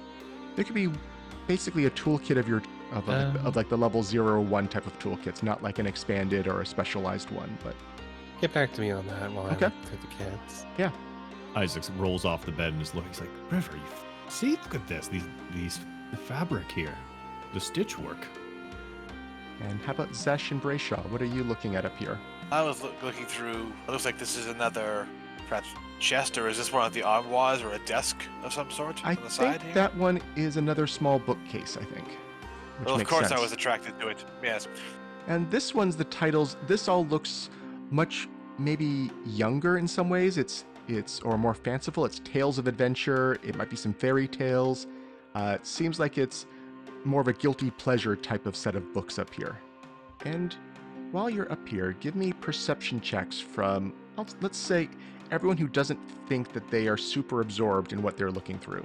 So I feel Isaac and Brayshaw are probably distracted. Zesh and River, I think you've not seemed like you've been excited by what's been found. So I can take Yeah, perception Zesh checks is- from the two of you. Was going to be looking out the window here that he found up that way, but while doing Yep, so, that's fine. So River, you do see something making its way along the path to you, up to the house. You see 2 orbed, winged, tiny things kind of moving up the path. I'm gonna point them out. We got company. Some kind of construct. Constructs. Oh. Isaac starts shoveling this fine clothing into his backpack. He does not want to leave without it. Constructs where? Out there. Just going to point like out the window and down. They're coming up to the house. well, Okay. I don't think there's a way to evade them unless we want to rappel down the balcony. So where do we want to encounter them? Well, they may be coming to us if we are not careful. Yeah, do we want to stay up here and wait for them to come up, or or is there somewhere more advantageous to meet them? We can always just climb up the balcony and jump in the water and get out of here. So they Don't have now think that works that way. moved into the first floor. I could see rappelling down the balcony. I think jumping into the water is not the best plan. Get ready. I've almost got it all. Isaac's still he's got the last one. He's He's trying going to not go to wreck To it. the other level. Okay. Oh, She's going to shut the door over here. Okay. Which level? It's hard when the party's split. So Isaac and Brayshaw, are you staying on 3 or moving to 2? I think Isaac's too tied up trying to grab this clothing too. Okay. I'm going to activate expediently floor get 2, down with them. and we will tell you when you're. So it sounds like Brayshaw might be going down, but Isaac is staying up for the moment. yes. Okay. Yes. Dash might say, perhaps we could hide on the balcony and they might go to the top floor and then we just leave as they're upstairs. She's going to hide It behind. would be a this great little idea if desk. Isaac were. There's a window out there. I'm gonna hide behind the desk. Okay. So you are hearing, River, you're definitely hearing the clicking and clacking. You can see them, I guess, right here. I can't put them on this map because when they move through a square, they would teleport back to the first floor. That was maybe a mistake on my part. Actually, no, I can put them on this one, I think. Let me try this. I don't see the zone. Did that not work? Oh, I can't do that on this one. Let me try this. Picked climbing kit. Okay. They are down below, and at this point, I do want to toggle initiative. I'm gonna go with stealth for my initiative. Yeah. If that's cool. Totally fine. Let's see. Why did that not toggle you in? There we go. Go ahead and roll initiative. I will need to find a way, I think, to get Isaac into initiative here. Can I do this? I'll just way? roll one for you, and then on my first turn, we can keep track of it. I'm gonna come down with my first action. Okay. So I'm gonna we put can you on this manually map meet just so them. it's all working like that then. Okay. Yep. But you need to spend one action to get to His this first location. action will be gone. Yep. And okay, it changed your name here. Let me fix that. I got a 23 on it. Thank you. Okay, you got a 23, so I'm gonna roll this and then override it. Yep. So 23. Yep, that's right. Okay, up first is one of these tiny little things. And they do seem to have a fly speed, so it's going to come flying up 10 feet to get onto this floor. And it's going to end up, so it's 10 feet of volume. It's going to fly to about there. It's kind of hovering right above the ground. And you hear it kind of start buzzing, and suddenly out of it, a field of electricity bursts. That's going to be Zesh and River, not Isaac. Isaac's not on this map yet, and Brayshaw is outside of this. I will need a reflex save from the two of you. That's a success from River and a failure from Zesh. I take half. You take half. Zesh takes the full amount. That's incorrect. Okay. It is now Isaac's turn. So one action to get to where you're on the map now. Yep. Can he tumble over the what's it called? Banister? The railing Yeah, give onto me- the table? Yeah, give me an acrobatics check for that. Okay. Trying to be as stylish as he can be. I think my stylish combatant will add to that. 20. Yeah, Dirty that's 20. a success. So you've spent an action leaping over there. You'd get some panache, I believe, from that. Yeah, You've seen this. panache. You heard this giant kind of crackling sound and probably a yelp from both Zesh and River. But the thing you're looking at now is motionless on the ground. Oh, he's like, did this do it? Smash it. He's gonna do a perception check on it to see if it's still. He'll use his last action to see if it's still active or not, because otherwise he wants to take it back. You're looking at it. You just don't know enough about this kind of thing. It's not moving. Everyone before it said it was kind of clicking and clacking and flying as it approached the building. It seems like it's shut down, but you don't know if that's just what it does, or I think with that he goes, I can't make heads or tails of this thing, but it doesn't seem to be moving. I'll grab hold of it, and maybe next time we can take care of the other and take this back. It's wildly complicated. And then Okay. he'll you have- get ready next turn if it doesn't move to try to pocket it. Okay. Yep. So you're not grabbing it this turn because you did the perception check this turn. Got it. Okay. Yeah, all my actions Yep. there. Brayshaw. Well, initially, I just want to get closer to this thing to see, try and understand what it is. Trying to recall knowledge upon this thing on the ground. 'Cause I know there's another one coming. So, what would that be?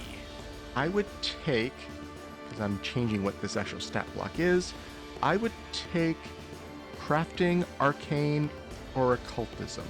Or I guess I would take religion as well. So basically anything but nature.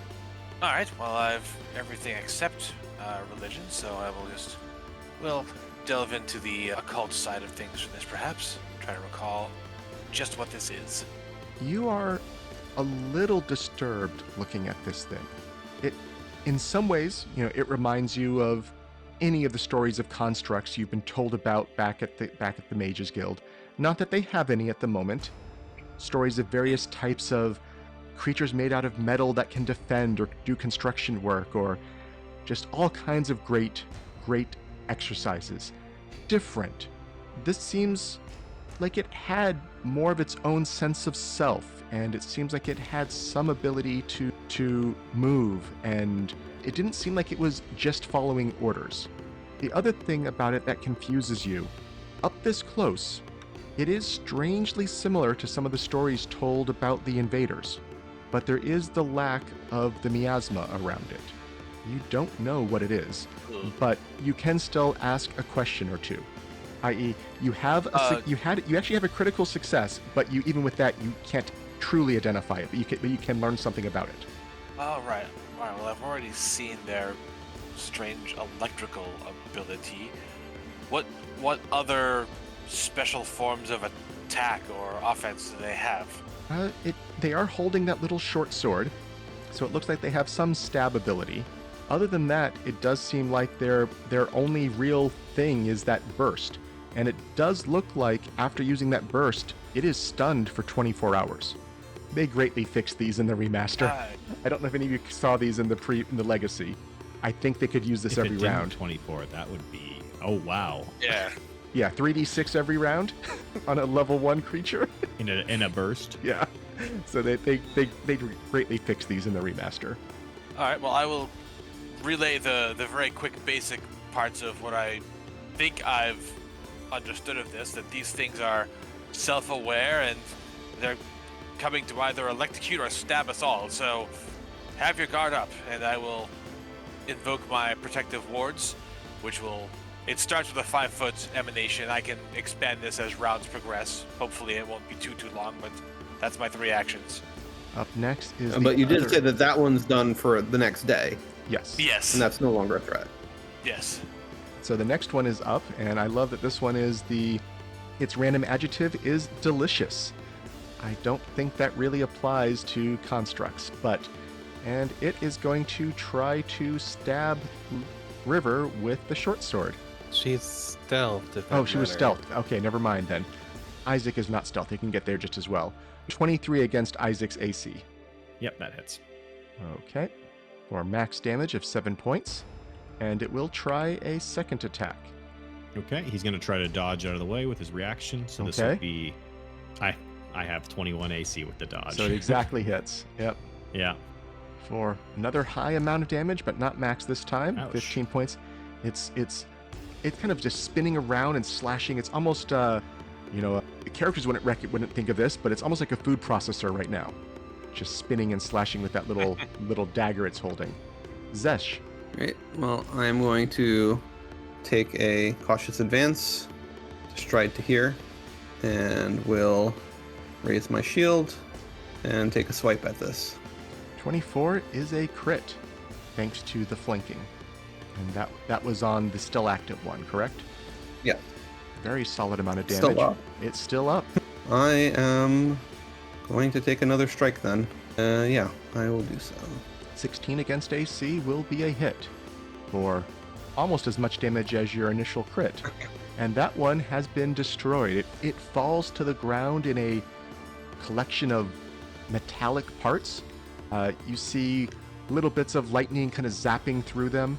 And you do see, for the briefest moment, a little bit of this blackish purple gas oozing out from it.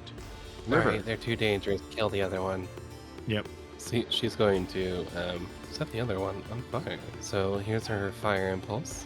She's going to do it at range despite being, in melee. 24 against AC is a hit. I don't know how criticals work for these things. It was only a hit, so that won't matter, but we'll figure that out when it comes up. I think it's a strike, so I think it would be doubled normally. Okay, and then plus 4 to that. Plus 4 more? Okay, let me add that on. Done. So that was that a 1-action impulse, right? Or is that a 2-action ability for you? I don't remember. That would be a 1 action. Actually, Okay, yes. 2 actions, so it could use the Constitution modifier. Yes, okay. Then You still have I'm 1 just going action to move left. out of the way here. Okay. Well, we can She doesn't be want it. out of initiative now because that is stunned for 24 hours, and the other one has been defeated. So I'm going to take us out of initiative. You are destroying it. If you're doing something else with it, let me know. Yeah, I think Isaac turns to Brayshaw as he kind of says what it is, and he's like, "These are the invaders. They can't come back to the island. We destroy this here."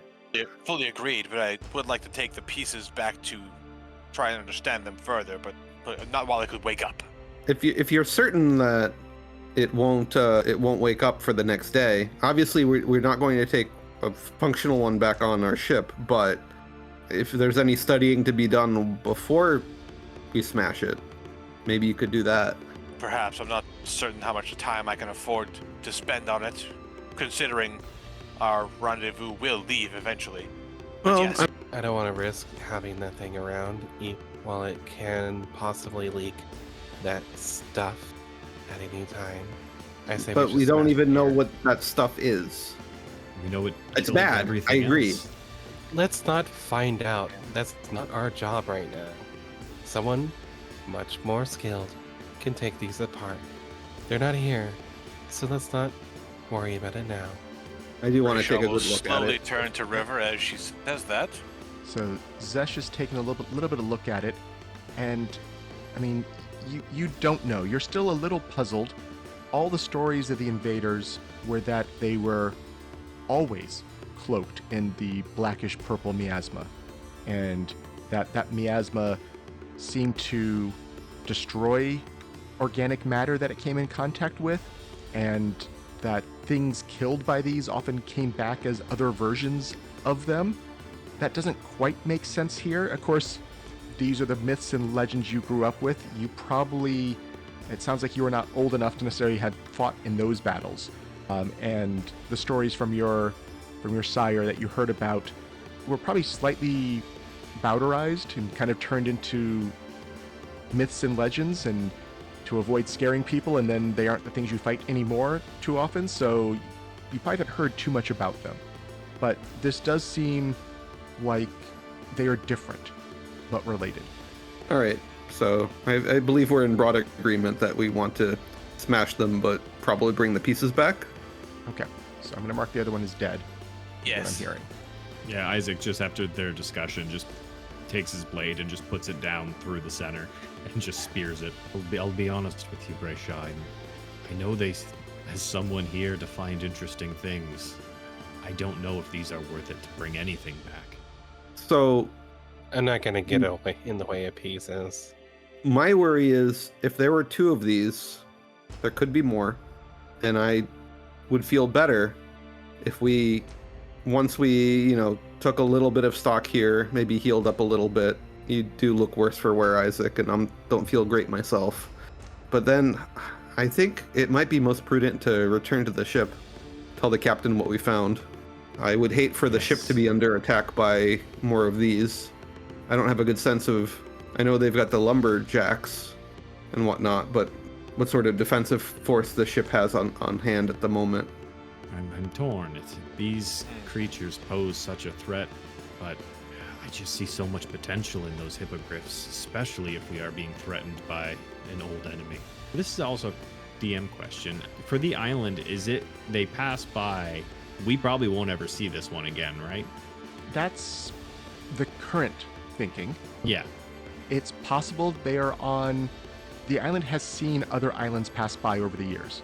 This was the first time they had a chance to actually visit one. They've always passed by at ranges long enough that even with a spyglass, all that you could tell was it looks forested.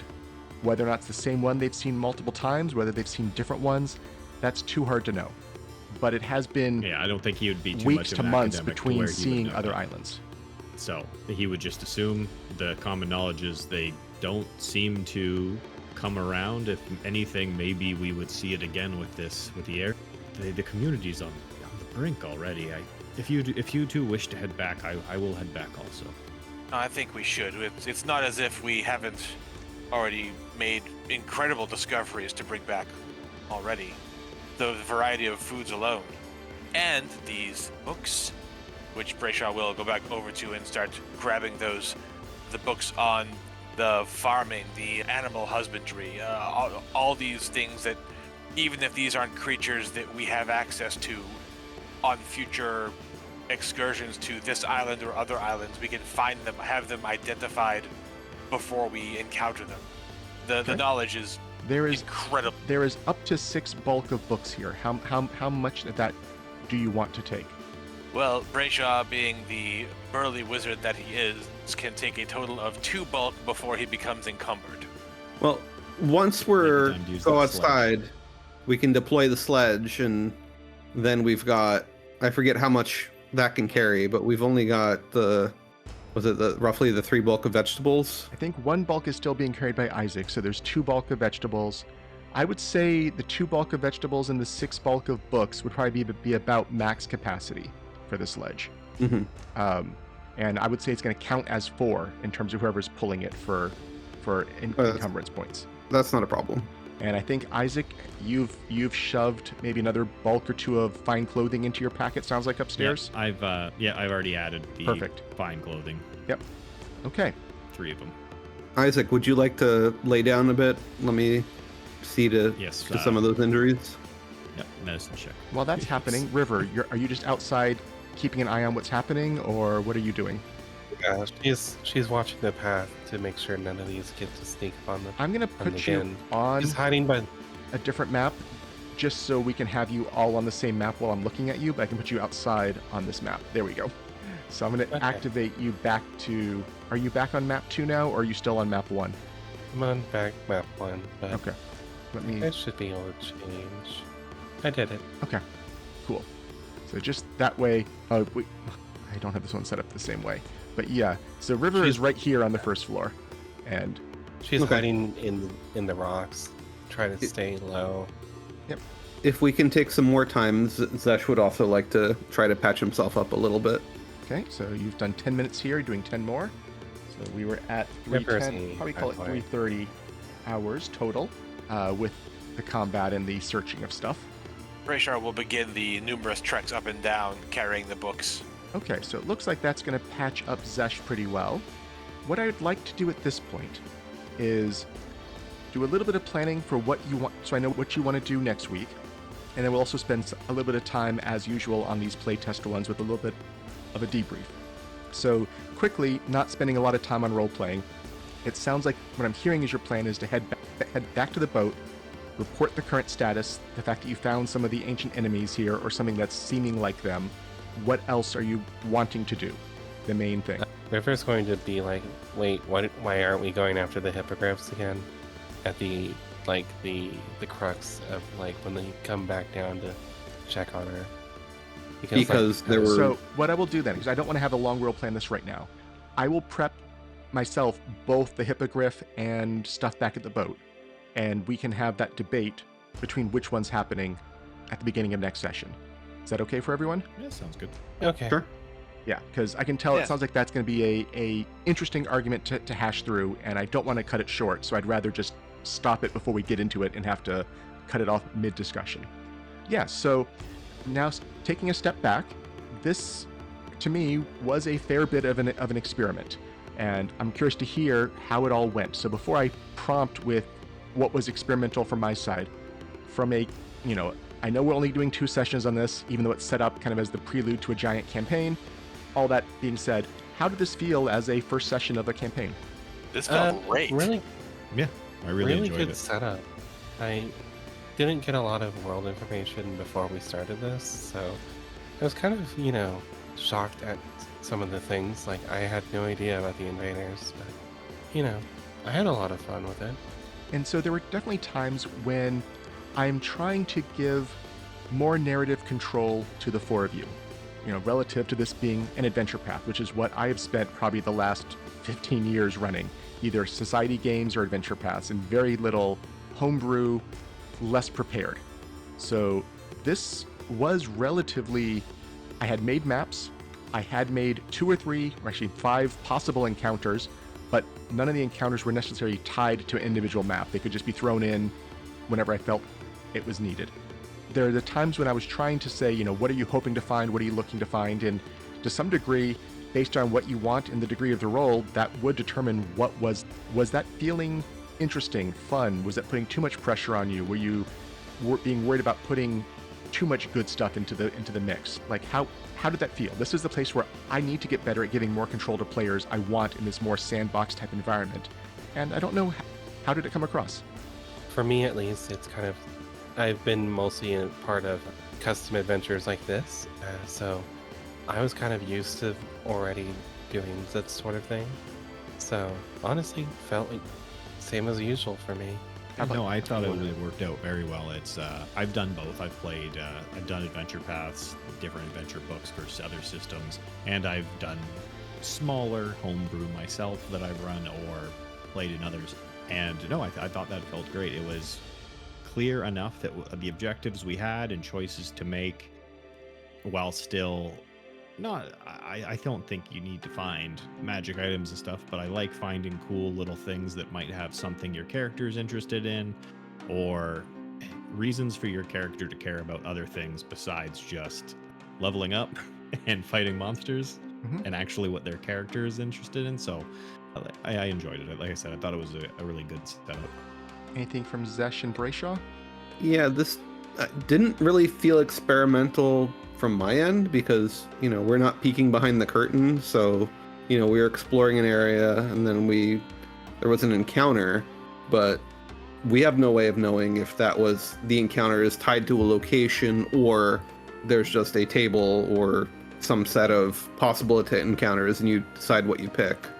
So from that as perspective, I mean, it was kind of not really Experimental is the wrong word, but it is the low prep side of things for me. I mean, compared to my usual prep or my usual desire for a homebrew playtest, this probably had a sixth to a tenth of my usual prep, and that's what was different to me. And I couldn't tell. Yeah, that's a good sign. So, yeah. Yeah, everything was. I mean, the way it sounds like you have things set up, it's so freeform that no matter which way we went, there was something there. So, yeah, like Sandbox Deluxe almost. I mean, a couple places that I know probably didn't quite work, or were forced to not work. For instance, was I didn't have a whole map of the island to show you, or to have you move around on that map. I wanted to keep that a little more abstract. I probably would actually want the map usually, and that was just part of the. I don't have time to prep a map and work through making it make sense and ensuring all the distances fit within the time. I'm like, I didn't want to be that precise, but I know having a map would be nice. No, it wasn't necessary from my perspective. Like that theater of the mind, if there's only like north, this one's in the middle, that's enough.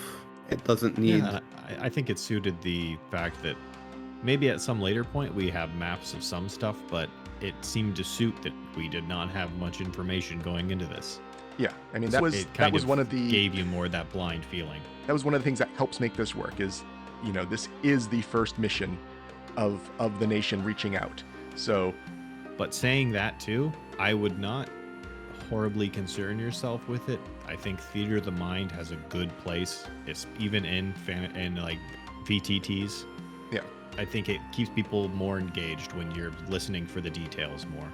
And part of it, and this is again where I don't know how to engage this fully from the play. The discussion on the boat on the way here of, what is your plan? Partially, I was listening to try to see what were you hoping to find? Like if you're making plans about, well, if we find this, we do that. If we find this, I was kind of hoping for some level of that to even shape what landmarks I would clue in. And so I don't know if people looking for that level of almost whatever, inventing via narration, but again, keeping it within the realm of you can't break the game. It's like, oh, we find the final boss, or what, you can't do that, or it's a gold mine. It's like, maybe that's not quite here, but I'm hoping to have more of it, be able to kind of listen in on the player's hypotheses and use that to drive what is various places. And I didn't quite get that, but the idea to scout, again, that's a great idea, and I was hoping that that would come up actually. So some of them were there at least. And Well, at that point, the scene on the airship, we're still on the reactive. We're still kind of waiting to see what we see about the island before we make decisions. Now, say if we did the scout and had a little bit of time to talk about what we saw in the scouting, then we could have made more plans the way you were that makes sense. hoping.